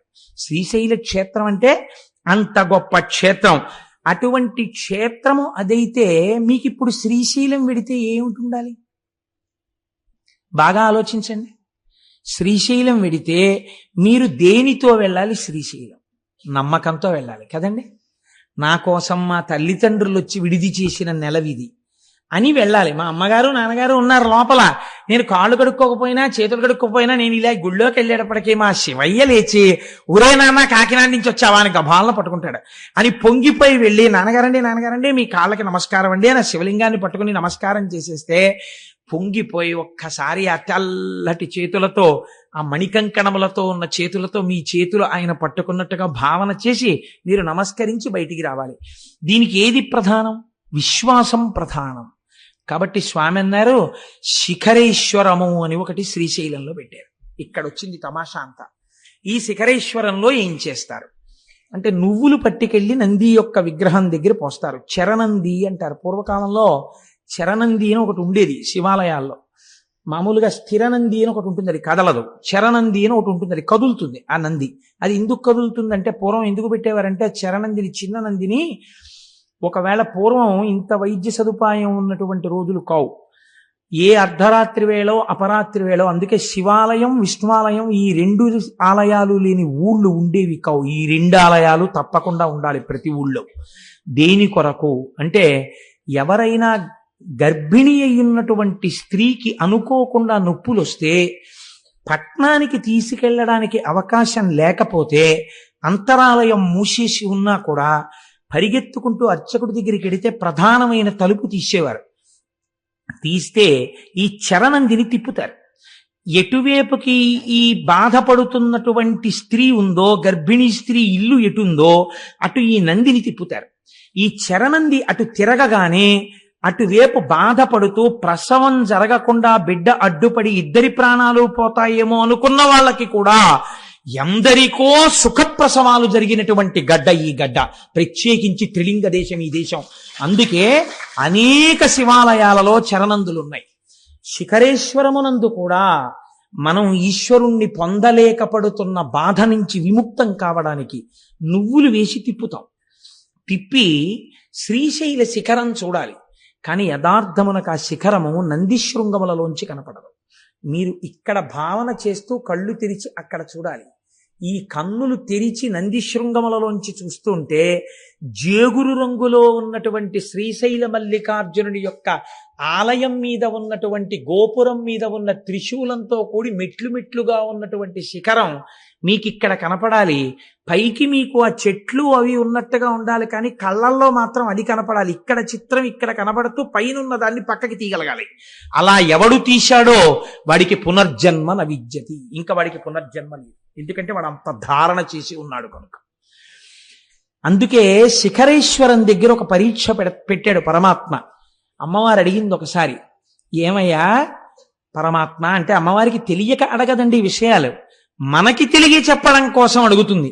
ఏమండి ఏమిటి, శిఖరేశ్వరం దగ్గరికి వచ్చి నందిని తిప్పి చరణందిని ఇలా చూస్తే శిఖరం కనబడితే ఇక పునర్జన్మ లేదా, మోక్షం ఇచ్చేస్తారా? ఎలా ఇచ్చేస్తారండి అలాగే? అలా కుదురుతుందా అని అడిగింది అమ్మవారు. అడిగితే శంకరుడు అన్నాడు, కుదురుతుంది, కానీ శ్రీశైలం వచ్చిన వాళ్ళందరికీ అలా ఇవ్వం మోక్షం. ఎవరికి కుదురుతుందో నీకు చూపిస్తాను రా పార్వతి అన్నాడు. ఒక వృద్ధ బ్రాహ్మణ రూపాన్ని ఆయన స్వీకరించారు. ఒక వృద్ధ బ్రాహ్మణిగా పార్వతీదేవి వచ్చింది. ఇద్దరూ ఆ శిఖరేశ్వరం దగ్గరికి వచ్చారు. ఎందరో మెట్లు ఎక్కుతున్నారు, నంది శృంగములలోంచి చూస్తున్నారు, కిందకి దిగిపోతున్నారు. అక్కడే ఒక చిన్న ఊబిని సృష్టించారు. అందులో ఈ వృద్ధ బ్రాహ్మణుడు దిగిపోతున్నాడు. ఆ ఒడ్డున ఉన్నటువంటి వృద్ధ బ్రాహ్మణి అంది, మా ఆయన దిగబడిపోతున్నాడు, నా పసుపు కుంకాలు కాపాడబడాలి కదా, అందుకని ఒక్కసారి ఎవరైనా చెయ్యిచ్చి పైకి లాగండి, నేను వృద్ధురాలను, నా భర్తని పైకి లాగలేకపోతున్నాను అంటే గబగబా వచ్చి చెయ్యి ఇవ్వబోయారు. మీలో పాపం లేని వాళ్ళు పైకి లాగండి అనేటప్పటికీ నాకు పాపం లేకపోవడం ఏమిటి, ఎన్ని దిక్కుమాల పనులు చేశానని వెళ్ళిపోయాడు ప్రతివాడు. అటుగా ఒక వేశ్య కిందకి దిగుతోంది. ఈవిడ వేశ్య అని అందరూ అంటున్నారు.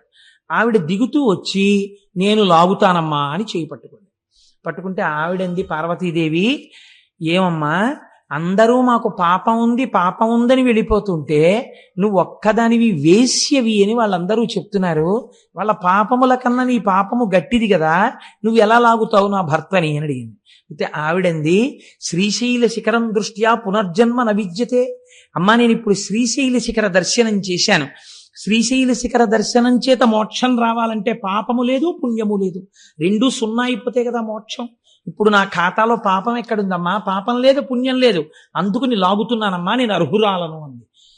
విశ్వాసం నిజంగా ఉన్నది నీకు, ఈవిడికి మోక్షం ఇస్తున్నాను. చూసావా పార్వతి, నంది శృంగములలోంచి చూడడం కాదు, ఇక్కడ ఉన్నది నా తల్లి, ఇక్కడ ఉన్నది నా తండ్రి, వాళ్ళ మాట సత్యం అని నమ్మినవాడెవడున్నాడో వాడికి మోక్షం. కాబట్టి శ్రీశైల క్షేత్రంలో అడుగు పెట్టిన వాడికి ఉండవలసినది మనం మన తల్లిదండ్రుల దగ్గర ఉన్నామన్నటువంటి భావన ఉండాలి. ఈ భావన పరిపుష్టమై మీరు శ్రీశైలము వెడితే మీకు ఎనలేని సౌభాగ్యం అక్కడ కలుగుతుంది. చిత్రం ఏమంటే అక్కడ 5 ధారలు పడుతుంటాయి. హాటకేశ్వరము అని ఒక దేవాలయం. హాటకేశ్వరము చిత్రమైన దేవాలయం.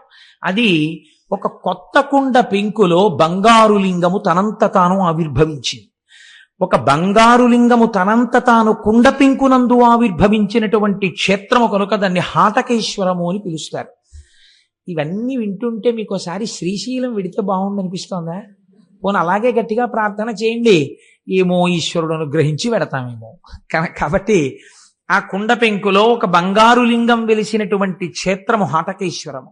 మీరు ఆ హాటకేశ్వరం దగ్గర మెట్లు బాగా కిందకి దిగి వస్తే పాలధారలు పంచధారలు అని పడుతుంటాయి. ఇవి సాధారణంగా ఏం చెప్తారంటే, మీరు ఎవరినైనా అడిగితే పాలధారలు అంటే అదిగో చూశారండి తెల్లగా ఉన్నాయి, అందుకని దీని పేరు పాలధార. అవి ఏమిటో తెలుసా అండి, పంచధారలు అంటే పంచదార కలిపి నీళ్ళల్లా ఉంటాయండి, అందుకని పంచదారలు అంటారు.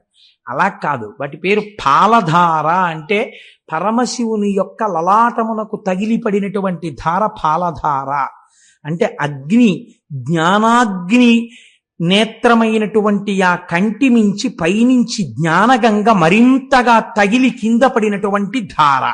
ఇది శివుడి యొక్క లలాటమును తగిలి వస్తున్న ధారాని మీరు లోపలికి పుచ్చుకుంటే ఉత్తర క్షణము మీరు గొప్ప ఫలితాన్ని పొందుతారు. ఎందుచేత ఇలా ఏర్పడింది. శివాలయంలో తీర్థం ఇవ్వరు కాబట్టి సాక్షాత్తు సాకార రూపుడైన శంకరుడికి తగిలిపడినటువంటి ధార పాలధార. పంచధారలంటే 5 రకములుగా ప్రకాశిస్తున్నటువంటి భగవంతుని యొక్క శిరస్సులకు తగిలిపడిన ధారలు. కాబట్టి నేను చూస్తూ ఉంటాను, చెప్పులతో వెళ్ళిపోతూ ఉంటారు. కనీసం అక్కడ మాత్రం మర్యాద పాటించాలి ఆ తీర్థం తీసుకునేటప్పుడు. ఒక సంవత్సరం మేమందరం అక్కడికి వెళ్ళాం. వెడితే అక్కడ శంకర భగవత్పాదాచార్య స్వామి తపస్సు చేసి అక్కడే శివానంద లహరి చెప్పారు. అక్కడ ఆయనకి భ్రమరాంబికాదేవి ప్రత్యక్షమైంది.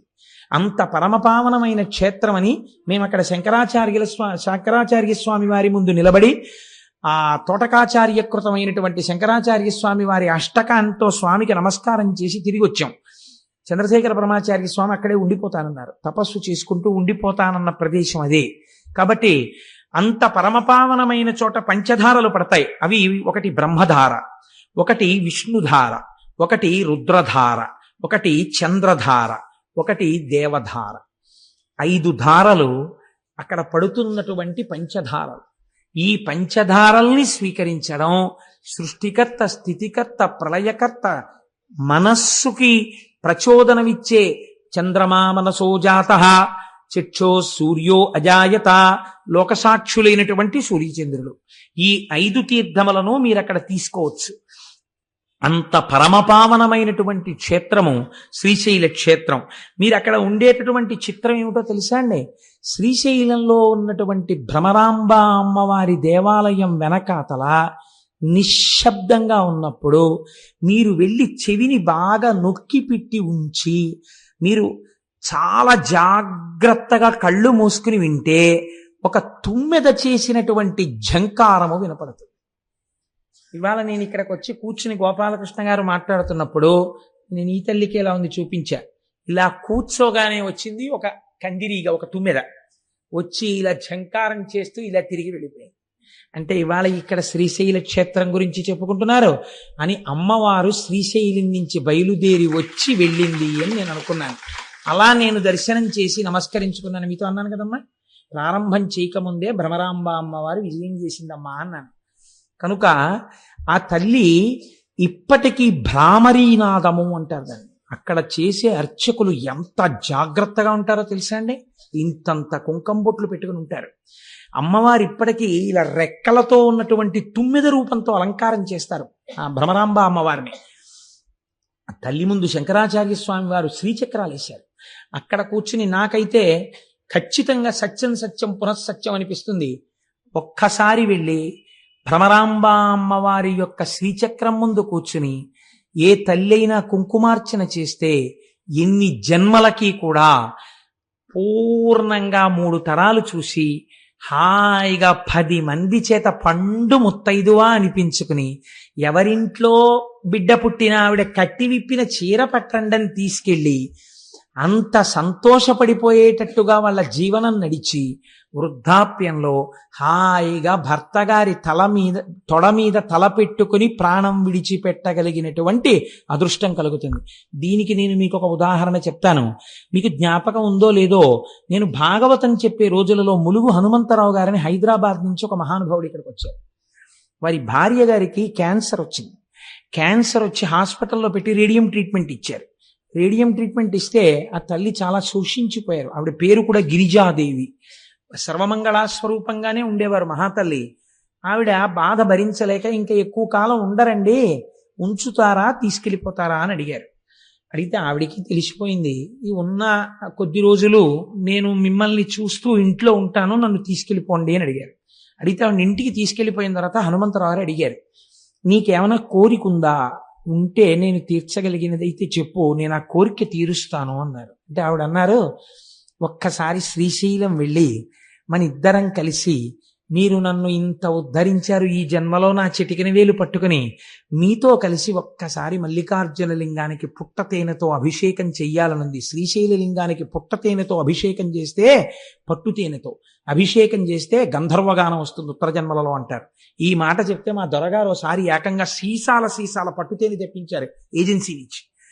ఒక 100 మందివో ఎంతమందివో వెళ్ళి ఆ పట్టుతేనెతో అభిషేకాలు చేస్తుంటే శ్రీశైలం దేవస్థానం వాళ్ళు చూసి ఆ తేనె మాకు కూడా ఇవ్వండి అని సీసాలతో తీసుకుని దాచుకున్నారు. మేము చేసుకుంటాం అభిషేకం, ఈ తేనె ఉంచండి అని. ఒక్కసారి వెళ్ళి అభిషేకం చేద్దామని అడిగారు ఆవిడ.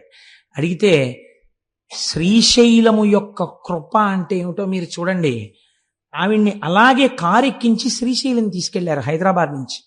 ఆవిడ శ్రీశైల మల్లికార్జునుడి సన్నిధానంలో భర్త గారితో కలిసి అభిషేకం చేసి, పసుపు కుంకాలతో నేను వెళ్ళిపోతాను ఖాయం, ఇన్ని జన్మలకి నేను ఇలాగే పసుపు కుంకాలతో నా భర్త ముఖం చూస్తూ ఆయన తొడ మీద తల పెట్టుకుని ఆయన వంకే చూస్తూ ఆయనతో కలిసి నామం చెప్తుండగా నా నోరు ఆగిపోయినప్పుడు కన్నుల నీరు లేకుండా మీరు నామం పూర్తి చేస్తుండగా పసుపు కుంకాలతో మహాపర్వంలో వెళ్ళాలని కోరిక నా స్వామి తీరుస్తాడని ఆవిడ భ్రమరాంబికాదేవి దగ్గరున్న శ్రీచక్రానికి కుంకుమార్చన చేసి ఇంటికొచ్చారు. మహాశివరాత్రి మిట్ట మధ్యాహ్నం అయ్యవారికి అమ్మవారికి మారేడు దళాలతో పసుపు కుంకాలతో అర్చన చేసి చక్కగా భర్తని పిలిచి, నాకేదో వెళ్ళిపోతున్నానని అనిపిస్తోంది, నేను ఒక్కసారి శివాష్టోత్తరం చదువుతుంటాను, మీరు నాతో కలిసి చదవండి, మీ తొడ మీద తల పెట్టుకుని కొడుకుని కోడల్ని కూతుర్ని అల్లుణ్ణి చూస్తూ ఏ బెంగ లేకుండా మీ వంటి మహాత్ముడికి భార్యనయ్యాను, చాలు, చూస్తూ వెళ్ళిపోతాను, నా నామం ఆగిపోయిన దగ్గర మీరు నామం పూర్తి చెయ్యండి అని ఆ తల్లి ఎంత గొప్పగా చెప్పుకున్నారో ఆ రోజుల్లో. మహాశివరాత్రి మిట్ట మధ్యాహ్నం 12 గంటల వేళ భర్త గారి తొడ మీద తలపెట్టుకుని వెళ్ళిపోయారు. ఆవిడ కోరిక తీర్చేశాడు మల్లికార్జునుడు. గిరిజాదేవి ఆవిడ పేరు. నేను ఎందుకు అసలు ఇది చిత్రంగా నాకు ఆలోచనలోకి వచ్చింది ఈ విషయం. నేను ఎందుకు ఈ మాట చెప్తున్నానంటే, ఆ భ్రమరాంబిక అమ్మవారి ముందు ఒక్కసారి కూర్చుని భార్యాభర్తలై ధర్మపదంలో చెరించాలనుకుని చిటికిన వేలు పట్టుకున్నవాడు తప్పకుండా జీవితంలో చెయ్యవలసిన పని అమ్మ దగ్గర కూర్చుని కుంకుమార్చన చేసుకోవాలి.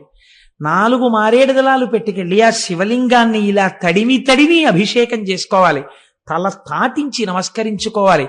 అంత అవకాశాన్ని తల్లిదండ్రులు ఇచ్చినా వినియోగించుకోకపోతే ఎవడు ఉద్ధరించగలడండి? కాబట్టి ఇది మనం వినియోగించుకోవలసినటువంటి గొప్ప క్షేత్రం. అది మన ఆంధ్రదేశంలో ఉండడం మన అదృష్టం. ఆ తల్లి అరుణాసురుడు అనేటటువంటి ఒక రాక్షసుడు బయలుదేరాడు బ్రహ్మగారిచ్చినటువంటి వరాల వల్ల. వాడు లోకములనన్నింటినీ క్షోభింప చేస్తున్నటువంటి సమయంలో భ్రామరీ రూపాన్ని పొందింది తల్లి. భయంకరమైన యుద్ధం చేసిన తర్వాత భ్రామరీ రూపంతో వెళ్ళి ఆవిడ ఆ అరుణాసురుణ్ణి సంహారం చేసింది. ఇప్పటికీ కూడా శాస్త్రంలో ఏం చెప్తారంటే, శ్రీశైల మల్లికార్జునుడు మల్లెపువ్వైతే అమ్మవారు సారగ్రాహి. ఎప్పుడు తుమ్మిది ఎక్కడ తిరుగుతుంది? పువ్వు చుట్టూ తిరుగుతుంది. ఆయన మల్లికార్జునుడు, ఆవిడ భ్రమరాంబికాదేవి. ఎక్కడ శివుడున్నాడో అక్కడ ఆవిడ భ్రమర రూపంతో తిరుగుతుంటుంది. అక్కడ శివుడున్నాడు, పైన శక్తి రూపంతో ఆవిడుంది. అందుకే ఇప్పటికీ ఆ నాదం వినపడుతుంటుంది. ఈ భ్రమరాంబిక అమ్మవారి దేవాలయంలో వచ్చేటటువంటి భ్రామరీ నాదాన్ని రికార్డ్ చేశాయి all India radio Hyderabad, Vijayawada, Kurnool stations చేసి ఎన్నో మార్లు ప్రసారం చేశారు రేడియోలో. ఇప్పుడు శ్రీశైల క్షేత్రంలో ఉన్న భ్రామరీ నాదాన్ని ప్రసారం చేస్తున్నాం వినండని. ఒక తుమ్మెద ఎగురుతున్నప్పుడు వచ్చినటువంటి ఝంకార ధ్వనులు ప్రసారం అయ్యాయి. ఇది పరమ యథార్థం నేను చెప్తున్నది. ఒక పరమ పవిత్రమైన వేదిక మీద కూర్చుని అబద్ధాలు చెప్పవలసిన అవసరం నాకు లేదు. మీరు కావాలంటే శ్రీశైలం వెళ్ళినప్పుడు అడగండి, ఆకాశవాణి వాళ్ళు దీన్ని ప్రసారం చేశారా? భ్రామరీనాదాన్ని చేశారు. రికార్డింగ్ లో కూడా ఎక్కింది అది. అంత గొప్ప భ్రామరీనాదంతో కూర్చుని అమ్మవారు ఇప్పటికీ వింటుంటుంది. మీరు శ్రీశైలం వెళ్ళినప్పుడు అమ్మవారి వంక చూడండి, కనుగుడ్లు స్పష్టంగా చూస్తున్నట్టు కనపడుతుంటాయి తల్లి. అంత గొప్ప స్వరూపం. నేను చెప్తున్నప్పుడు నాకు కళ్ళల్లో లేత ఆకుపచ్చ రంగు చీరతో అలంకృతమైనటువంటి అమ్మ నాకు అలా కనపడుతుండగా నేను చెప్తున్నాను యథార్థానికి. కనుక ఆ రెక్కలతో అమ్మవారు అలా కూర్చుని ఉంటుంది. ఎదురుకుండా పెద్దవి చిన్నవి శ్రీచక్రాలు వేసి ఉంటాయి. వాటి మీద చక్కగా హడావిడి ఉండదు. బ్యాచ్ వైజ్ పిలుస్తారు శ్రీచక్రం దగ్గర పట్టేటట్టుగా.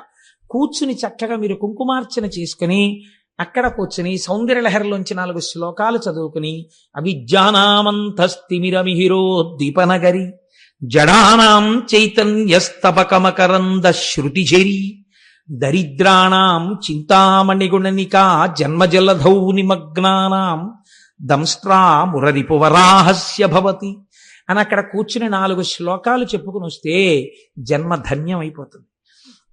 అంత గొప్ప స్థితి అక్కడ శక్తిపీఠంగా ఉన్నటువంటి భ్రమరాంబ అమ్మవారు.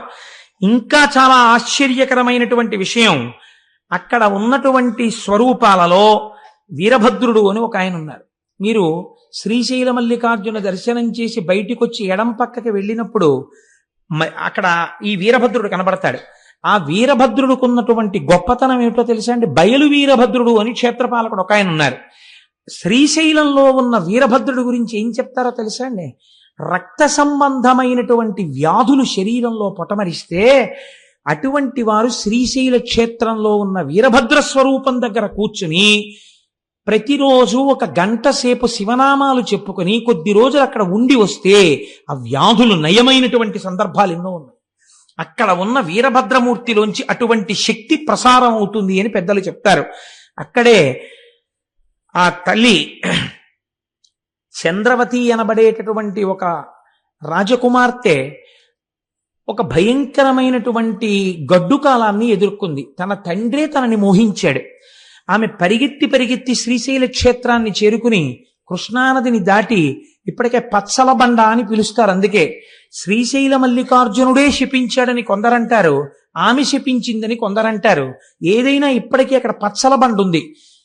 ఆ పిల్లని తరువుకొస్తున్నటువంటి రాజు వెంటబడ్డాడు. పిల్ల గుళ్ళోకి వెళ్ళిపోయింది. వెళ్ళిపోయి శివలింగాన్ని చూసి ఆమె లింగం అనలేదు, వీడు మల్లికార్జునుడు అంది ఆమె. అని ఆవిడ ఏం చేసిందంటే చేతిలో మల్లెపూల దండ తీసి చేత్తో పట్టుకుని, ఈ మల్లెపూల దండ సిగకి చుట్టుకుని, మల్లికార్జున నేను నీకు ఇవ్వగలిగింది ఇదే, ఇది నీ సిగకి చుట్టుకుని నన్ను కాపాడు అంది. ఉత్తర క్షణం లింగోద్భవమూర్తి అంటారు. ఇక్కడ వరకే కనపడతారు లింగోద్భవమూర్తి. మీరు ఎప్పుడైనా శ్రీకాళహస్తిలో ప్రదక్షిణం చేస్తున్నప్పుడు వెనక గోడ మీద చూస్తే కనపడతాడు లింగోద్భవమూర్తి. ఎప్పుడైనా శివాలయాల్లో పెద్ద పెద్ద గుళ్ళకి వెళ్ళినప్పుడు జాగ్రత్తగా చూడండి, ఉంటారు లింగోద్భవమూర్తి. మొన్న నాతో దేవాలయాలకు వచ్చినప్పుడు నేను అరుణాచలంలో చూపించి చెప్పాను, దీని గురించి నన్ను అడగండి మీకు చెప్తానని. నన్ను ఎవరు అడగలేదు, మర్చిపోయారు, నేను మర్చిపోయాను. కనుక ఆ లింగోద్భవమూర్తి స్వామి వచ్చి నీవు పచ్చల బండవగుదువుగాక అన్నాడు. ఎంతటి దుష్కృత్యము చేశాడో ఇప్పటికీ మనకి నిరూపిస్తూ ఆ రాజు పచ్చల బండ ఇప్పటికీ అక్కడ పడున్నాడు. ఈవిడ ఇచ్చినటువంటి మల్లికా పుష్పముల దండని తన సిగకి చుట్టుకుని మల్లికార్జున అని వేరొక మారు పిలిపించుకున్నాడు స్వామి. కాబట్టి అనేక రకాలుగా ఆయనకి ఆ మల్లికార్జున నామము సుస్థిరమైపోయింది అక్కడ. ఇక్కడే వృద్ధ మల్లికార్జునుడు అని ఒక మల్లికార్జునుడు. ఇది ఒక చిత్రమైన శివలింగం. శ్రీశైలం వెళ్ళిన వాళ్ళు చూసి ఉంటారు. వృద్ధ మల్లికార్జునుడని ఆ శివలింగం ముడతలు పడిపోయి ఉంటుంది. బాగా జర్జరీభూతమైన శరీరం ఎలా ముడతలు పడిపోతుందో అలా ముడతలు పడిపోయి ఉంటుంది. ఆ ముడతలు కూడా చూడండి బాగా ముసీలి వాళ్ళు అయిపోయిన తర్వాత రక్తం తగ్గిపోతుంది శరీరంలో. ఆ ముడతలు ఇలా దగ్గరగా వచ్చేసి ఉంటాయి. ఈ దగ్గరగా వచ్చేసిన ముడతల దగ్గరికి వెళ్ళి ఇలా మీరు ఎత్తి పట్టుకుని ఇలా అంటే అది అలా నించుంటుంది. ఆ ముడత ఇంకొంచెం యువతలు ఇలా అంటే ఇలా నించుంటుంది, ఇలా నించుంటే ఇలా నించుంటుంది, ఇటుపక్క ఇలా నించోబెడితే ఇలా నించుంటుంది, ఓ 7 అంకెలా నించుంటుంది. మా అమ్మ బాగా వృద్ధురాలు అయిపోయినప్పుడు నేను మా అమ్మ చేయి పట్టుకుని ఆడుకుంటుండేవాడిని. అమ్మ ఇదిగో చూసావా ఎలా నిలబడుతోందో అని. తల్లే కదండి, ఏమిటి నాన్న అని ఇలా అనేది పాపం ఆవిడ. కాబట్టి అలా ముడతలు పడిపోయినటువంటి శరీరం ఎలా ఉంటుందో వృద్ధ మల్లికార్జునుడు కూడా అలాగే ముడతలు పడిపోయి ఉంటాడు. ఈ మల్లికార్జునుడు ఎప్పుడు వెలిశాడు అని మీరు అడిగారు అనుకోండి, దానికి సాధికారికంగా ఏమీ చెప్పరు. కానీ అసలు అక్కడ జరిగినటువంటి విచిత్రం ఒకటి ఉంది. మహీశూర మహారాజు అని ఒక మహారాజు గారు ఉండేవారు. ఆయనకు ఒక కుమార్తె ఉండేది. ఆమె శంకరుడి యొక్క సౌందర్యాన్ని ఉపాసన చేసింది. శంకర సౌందర్యం అంటే మాటలు కాదు. ఈశ్వరుడు భర్తగా కావాలని ఎవరు ప్రకటన చేయరు. కారణం ఏంటంటే సాధారణంగా తండ్రిగా ఉపాసన చేస్తారు ఆయన్ని. కాబట్టి ఆమె శివుణ్ణి మోహించింది. ఏమందగాడని ఆవిడే. నాకు అలాంటి భర్త కావాలని. చూద్దాం ఏం చేస్తుందో ఈ పిల్లని. శంకరుడు కల్లోకి వచ్చాడు. మీరు విందురు గాని ఎదరు అసలు శివస్వరూపం అంటే ఎలా ఉంటుందో చూద్దురు గాని. అందం పార్వతీ కళ్యాణంలో వస్తుంది, అప్పుడు అవధరిద్దురు గాని.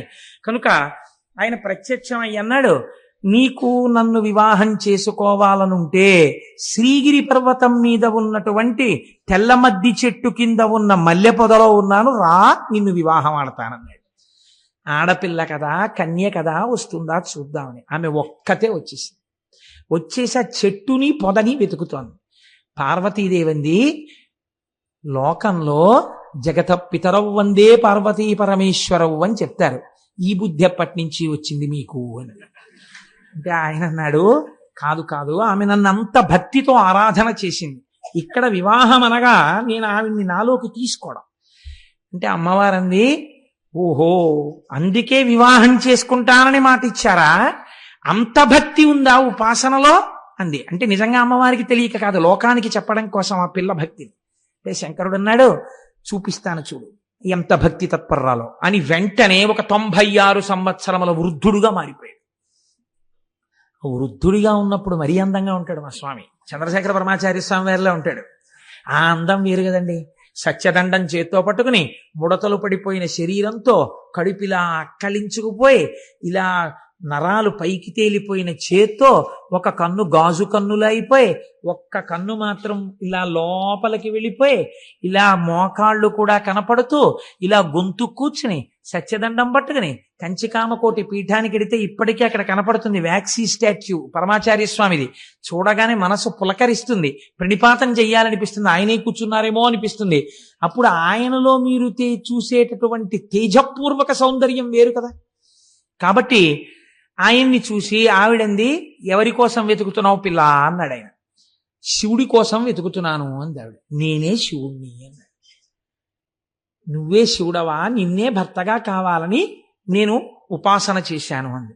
ఇంత వృద్ధుణ్ణి కదా పెళ్ళాడతావా అన్నాడు.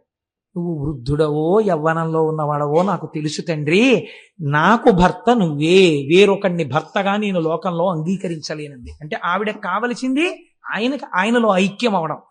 చూశావా పార్వతి, ఈమె భక్తి, ఈమెని నాలో ఐక్యం చేసుకుంటున్నానని ఐక్యం చేసుకుని ఈ పిల్లని స్మరించి ఇటువంటి భక్తి తత్పరురాలి కోసం సృష్టిలో లేని విధంగా ముడతలు పడిపోయిన శివలింగం వృద్ధ మల్లికార్జున లింగం అని తలుచుకున్న వాళ్ళని పొంగిపోతూ నేను చూస్తాను అని వృద్ధ మల్లికార్జునుడై వెలిశాడు.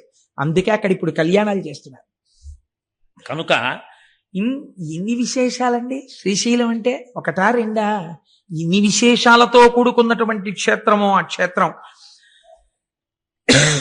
ఈ క్షేత్రంలోనే శంకర భగవత్పాదాచార్య స్వామి వారు శ్రీశైల పర్వత శిఖరం మీద ఉండగా ఒక కాపాలికుడు వచ్చి అడిగాడు, మీ శిరస్సు కావాలి నాకని. నా శిరస్సే కదా తీసుకుందువు కానీ నా శిరస్సు నువ్వు తీసుకుంటే నాకు బాధ లేదు, నా శిష్యులు బాధపడతారు. ఎందుకనంటే గురువుగారు శరీరంలో ఉండాలని కోరుకోవలసిన వాళ్ళు శిష్యులు. గురువుకి ఆ శరీరం ఉన్నా లేకపోయినా బాధ లేదు. కాబట్టి నా శిష్యులు ప్రొద్దునే పాతాళగంగ దగ్గరికి వెడతారు నమస్కరించడానికి. వాళ్ళు పాతాళగంగ దగ్గరికి వెళ్ళినప్పుడు నువ్వు రా, వచ్చి నేను ధ్యానం చేసుకుంటూ ఉంటాను, నా శిరస్సు ఉత్తరించి పట్టుకెళ్ళన్నారు. ఆ కాపాలికుడు వచ్చి ధ్యానం చేసుకుంటున్న శంకరాచార్యుల వారి శిరస్సును ఉత్తరించడం కోసమని చేతిలో ఉన్నటువంటి కత్తి పైకెత్తినటువంటి సమయంలో స్నానం చేస్తున్న పద్మపాదాచార్యుల వారికి ఏదో అమంగళం గోచరించింది, గురువు గారికి ఏదో పొరపాటు జరుగుతోందని.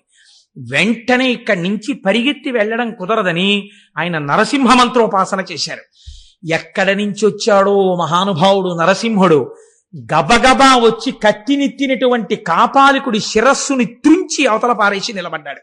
ఆ తేజోమూర్తిని శంకరాచార్యుల వారు నరసింహ స్తోత్రంతో ప్రార్థన చేశారు. నరసింహస్వామి దర్శనం ఇచ్చినటువంటి క్షేత్రం శ్రీశైల క్షేత్రం. శివకేశవ అభేదంగా శంకర భగవత్పాదులు రక్షింపబడినటువంటి క్షేత్రం శ్రీశైల క్షేత్రం. జగద్గురువులను రక్షించుకున్న కొండ, నేనున్న తెలుగునాట ఉన్న కొండ. ఎంత పొంగిపోవాలండి, మనమున్న తెలుగునాట ఉన్న కొండ కదా. ఆనందంలో అటువంటి స్వార్థపూరితమైన వాక్కు వస్తూ ఉంటుంది. కనుక ఇన్ని రకాలుగానో ఆ శ్రీశైలం శ్రీశైలమే. చిత్రం ఏమిటో తెలుసా అండి, అక్కడ ప్రవహించేటటువంటి కృష్ణానదిని కృష్ణానది అని పిలవరు. దానికి ఏమని పేరు? ఎక్కడది తుక్కునొచ్చిందో, ఎక్కడ విజయవాడ, ఎక్కడ శ్రీశైలం, ఎక్కడ శ్రీగిరి, ఆ పర్వతాలలో ఎక్కడో ఆ మధ్యలో ఉన్నటువంటి ఆ పర్వత శిఖరాన్ని పాము ఎలా చుట్టుకుంటుందో అలా చుట్టుకుంటుంది కృష్ణానది. నల్లటి నది ప్రవహిస్తే దాన్ని ఏమని పిలుస్తారో తెలుసా అండి? శివుణ్ణి విడిచిపెట్టి ఉండలేక ఇంత పరమపావనమైనటువంటి స్థానము కనుక ఇక్కడ కూడా భక్తుల పాపములను తొలగతొయ్యడం కోసమని ఉత్తరమున ఉన్నటువంటి గంగ దక్షిణమునకే వచ్చి కృష్ణ పేరుతో అక్కడ ప్రవహించింది కాబట్టి దాన్ని పాతాళ గంగా అని పిలుస్తారు. కృష్ణా ప్రవాహము అని పిలవరు అక్కడ. అందుకే స్నానం చేసినప్పుడు కూడా పాతాళ గంగా జలమజ్జన నిర్మలాంగా భస్మ త్రిపుండ్ర సమలంకృత ఫలభాగా గాయంతి దేవముని భక్త జనాభవంతం శ్రీమల్లికార్జున విభో తవ సుప్రభాతం. తెల్లవారుజామున చూడాలండి అందం. నిజంగా శ్రీశైల క్షేత్రంలో ఎటువంటి వాళ్ళు కూడా సుప్రభాతం విందామని 3 అయ్యేటప్పటికి లేచిపోయి కార్లు జీపులు పెట్టుకుని ఆ పాతాళగంగ దగ్గరికి వెళ్ళి ఆ మెట్లన్నీ దిగిపోయి ఆ పాతాళగంగలో చక్క ఇలా తేలిపోతూ స్నానాలు చేసేసి మళ్ళీ సుప్రభాతం పాడేస్తారని ఇలా నుదుట విభూతి రేఖలు పెట్టేసుకుని ఇంతంత బొట్లు పెట్టేసుకుని హరహర మహాదేవ శంభో శంకర సాంబ సదాశివ అంటూ గబగబా వెళ్ళిపోయి ఆ పెద్ద పెద్ద గేట్లు లోపలికి ఎడుతున్నప్పుడు 2 పక్కల ఇలా క్యూలు నడవడం కోసమని ఏర్పాటు చేసినటువంటి ప్రాకారాలు లాంటివి ఉంటాయి. అందులో అక్కర్లేకుండా మీరు హాయిగా రాజద్వారం దగ్గరికి వెళ్ళిపోతే ఓ నల్లటి ఆవు ఎద్దు దూడ తీసుకొస్తారు. ఎంతమంది జనం ఉండనివ్వండి. చిత్రం ఏమిటో తెలుసా అండి, నాతో వచ్చిన వాళ్ళు చూశారప్పుడు ఆ ఆవు దూడ ఎద్దు మేము స్వామివారి సొత్తు మమ్మల్ని అడ్డగించడం ఏమిటి అన్నట్టు ఎవ్వరూ ఉండరు. కట్టిప్పి వెళ్ళిపోతారు. అవి ఎక్కడి నుంచి వస్తాయో తెలియదు. చక్కగా ఇలా తల్లాడించుకుంటూ ఠాంగ్ ఠాంగ్ గంటలు మోగించుకుంటూ తిన్నగా వెళ్ళిపోయి మల్లికార్జున స్వామి వారి రాజద్వారం దగ్గరికి వెళ్ళి నిలబడితే ఇలా తలుపులు తీయగానే చక్కగా లోపలికి వెళ్ళి మీరు ఇలా లోపలికి వెళ్ళగానే ఆలయంలో కుడి చేతి పక్కన పెద్ద స్వరూపంతో శనగల బసవన్న ఉంటారు. ఆయనే కలియుగాంతమునందు లేచి రంకె వేస్తాడు. రంకె వేయగానే కృష్ణానది పైకి లేచి విజయవాడలో కనకదుర్గమ్మ యొక్క ముక్కు నత్తుని తాకుతుంది అని ప్రమాణం. ఆ శనగల బసవన్న ఉంటారు, పెద్ద బసవయ్య. ఆ బసవయ్యకి నమస్కారం చేస్తే ఎడం పక్కన కృష్ణానది పరివాహం ఎలా వస్తుందో తెలియదు. అక్కడ మెట్లు దిగుతారు అర్చకులు. మీరు తెల్లవారగట్ట చూడొచ్చు. కృష్ణానదీ జలాలు వచ్చి చేరుతాయి. అందులోకి బిందెలు పట్టుకెళ్లి కాళ్ళకి తగలకుండా నీళ్లు ముంచి అభిషేకానికి పట్టుకొస్తారు లోపలికి. మొట్టమొదట గోపూజ చేస్తారు. ఆ నల్లటి ఆవుకి చక్క పసుపు రాసి మీరు ఆ పక్కన ఆ కుడి పక్కకి తిరిగి ఇలా లోపలికి వెడితే ఇంకొక నంది ఉంటాడు. ఆ నందికి నమస్కారం చేసి నిలబడితే చక్కగా సుప్రభాతం చదువుతారు. సుప్రభాతం చదివి ఇలా తెర తీసి మీ అందరూ దగ్గరికి వెళ్ళి నమస్కారం చేసుకోండి నక్షత్రహారతులు ఎత్తుతారు. ఆ నక్షత్రహారతిలో ప్రకాశించిపోతున్న శివలింగాన్ని చూస్తూ జయ జయ జయ జయ శంభో జంభవిత్ పూర్వదేవ ప్రణత పద సరోజద్వంద్వ నిర్ద్వంద్వ బంధో జయ జయ జయ జన్మస్థేమ సంహారకార ప్రణయ సగుణ మూర్తే పాలయాత్మాం ప్రసన్నాం వధూముఖం వల్గ తపాంగ రేఖం అఖండితానందకర ప్రసాదం విలోకయం విస్ఫురదాత్మభావ సమే గతి శ్రీగిరి సార్వభౌమ కురంగపాణి కరుణావలోక సురోత్తమశ్చంద్ర కళావతంస వధూ సహాయ సకలేష్టదాత భవిత్యసౌ శ్రీగిరి భాగ్యరాశి అని స్తోత్రం చేసుకుంటూ మీరు ఆయన్ని నమస్కారం చేసి ఇలా కుడి పక్కకి వెళ్ళి ఎడం పక్కకి తిరిగితే వీరభద్రుడు కనబడతాడు. ఆ వీరభద్రుడికి నమస్కారం చేసి ఆ ఇనప కచ్చడంలోంచి బయటికి వెడితే ధర్మరాజు, భీముడు, అర్జునుడు, నకులుడు, సహదేవుడు వాళ్ళందరూ అరణ్యవాసం చేసేటప్పుడు శ్రీశైలంలో ప్రతిష్ఠ చేసిన లింగాలు సజ్జోజాత, అఘోర, తత్పురుష, వామదేవ, ఈశానములన్న పేరుతో 5 శివలింగాలు ఉంటాయి. అది దాటి మీరు ఇలా కుడి పక్కకి వెడితే తూర్పున మీరు ప్రవేశించినది కృష్ణదేవరాయల వారు నిర్మించినటువంటి గోపురం. దక్షిణానికి తిరగగానే హరిహరరాయలు నిర్మించినటువంటి గోపురం కనబడుతుంది. దీపాలు పెట్టే వాళ్ళందరినీ అక్కడే దీపాలు పెట్టమంటారు. మీరు అక్కడి నుంచి మళ్ళీ ఇలా తిరిగి ముందుకొస్తే త్రిఫల వృక్షం అని పెద్ద వృక్షం ఒకటి ఉండేది. మేడి, జువ్వి, దాంతో పాటు రావి 3 కలిసి పెరిగినటువంటి చెట్టు. 2000 సంవత్సరంలో 4000 సంవత్సరంలో బతికింది ఆ చెట్టు. చెట్టుకు పెద్ద అరుగులు కట్టుంటాయి. చక్క అరుగు మీద ఒక గడియ కూర్చుని కుడి పక్కకి తిరిగితే వృద్ధమల్లికార్జునుడు కనబడతాడు. ఇలా వెనక్కి తిరిగితే రాజరాజేశ్వర దేవాలయం, పక్కనే అమ్మవారి దేవాలయం ఉంటాయి. ఇవి చూసి మీరు మళ్ళీ ఇటు వచ్చి ఇలా ముందుకెడితే ఆ మెట్లెక్కి పైకెక్కితే అమ్మవారి దేవాలయం కనబడుతుంది. అమ్మవారి దేవాలయం లోపలికి వెడితే మీరు ఇలా తూర్పుగా వెడితే ఇలా దక్షిణంగా లోపలికి వదులుతారు. వెళ్ళి అమ్మవారిని దర్శనం చేసుకుని మీరు అలా దక్షిణంగా ఇలా అమ్మవారిని చూస్తూ ఇలా వంగి చూడాలి. ఇలా చిన్న ద్వారంలో ఉంటుంది అమ్మవారు. ఇలా వంగి అమ్మవారిని దగ్గరగా చూస్తూ పొంగిపోతూ దాటి అవతల పక్కకి వెళ్ళి శ్రీచక్రం దగ్గర కూర్చుని కుంకుమార్చన చేసుకుని ఆ పక్కనే ఉన్న చండీయాగం చేసేటటువంటి శాల దగ్గరికి వెళ్ళి ఆ అగ్నిహోత్రంలోంచి వస్తున్నటువంటి ధూమాన్ని పీల్చి కిందకి దిగి కుడి పక్కకి తిరిగితే అనగా ఉత్తరం వైపుకి తిరిగితే ఉత్తరాన శివాజీ గోపురం ఉంది. ఆ శివాజీ గోపురం దగ్గరికి వెడితే పెద్ద కళ్యాణ మంటపం. అక్కడే నందనవనం అని పుష్పవాటికి ఉంటుంది. ఆ వనంలోని సుబ్రహ్మణ్యేశ్వర స్వామి నెమలితో ఉంటారు అక్కడ. ఆ మెట్లెక్కితే రుద్రాక్షలవి అమ్ముతుంటారు కుడి పక్కన. ఆ లోపలికి వెడితే పెద్ద కళ్యాణ మంటపం కనబడుతుంది. అక్కడ చిత్రం ఏమిటంటే శివాజీ మహారాజు హిందూ రాజ్యాన్ని స్థాపించడం కోసమని అమ్మవారిని అక్కడికి వెళ్లి ప్రార్థన చేశాడు. శివాజీ గోపురం మీద ఇప్పటికీ చెక్కబడి ఉంటుంది. భవానీమాత భ్రమరాంబికాదేవి ప్రత్యక్షమై ఈ చంద్రహాసాన్ని చేత పట్టుకో, ఇంక నీకు ఎదురు లేదని అమ్మవారు అనుగ్రహించి చంద్రహాసాన్ని బహూకరించింది. ఆ కత్తి చేత పట్టుకునే మహానుభావుడు హిందూ ధర్మ సామ్రాజ్యాన్ని స్థాపించాడు. అందుకే ఛత్రపతి శివాజీ జీవితంలో మీరు ఒక నియమం గమనించి ఉంటారు. పరస్త్రీలు ఒకవేళ పరాయి సైనికుల యొక్క భార్యలు తనకి బందీలుగా దొరికితే గాజులు, పువ్వులు, పసుపు, కుంకమిచ్చి అమ్మవారి ప్రతి గృహిణిగా ఉన్నది అమ్మవారే అని వాళ్ళందరికీ పసుపు కుంకాలు తన చేతులతో పెట్టి పల్లకీకి డేరాలు కట్టి ఎవ్వరికీ కనపడకుండా తన సైనికులతో మోయించి శత్రుస్థావరాలకు పంపించేసేవాడు తప్ప ఎన్నడూ ఎంత అందగత్తె అయినా పరకాంత వంక చూసినవాడు కాడు. రోషనార్ నవల చదివితే మీకు అర్థమవుతుంది.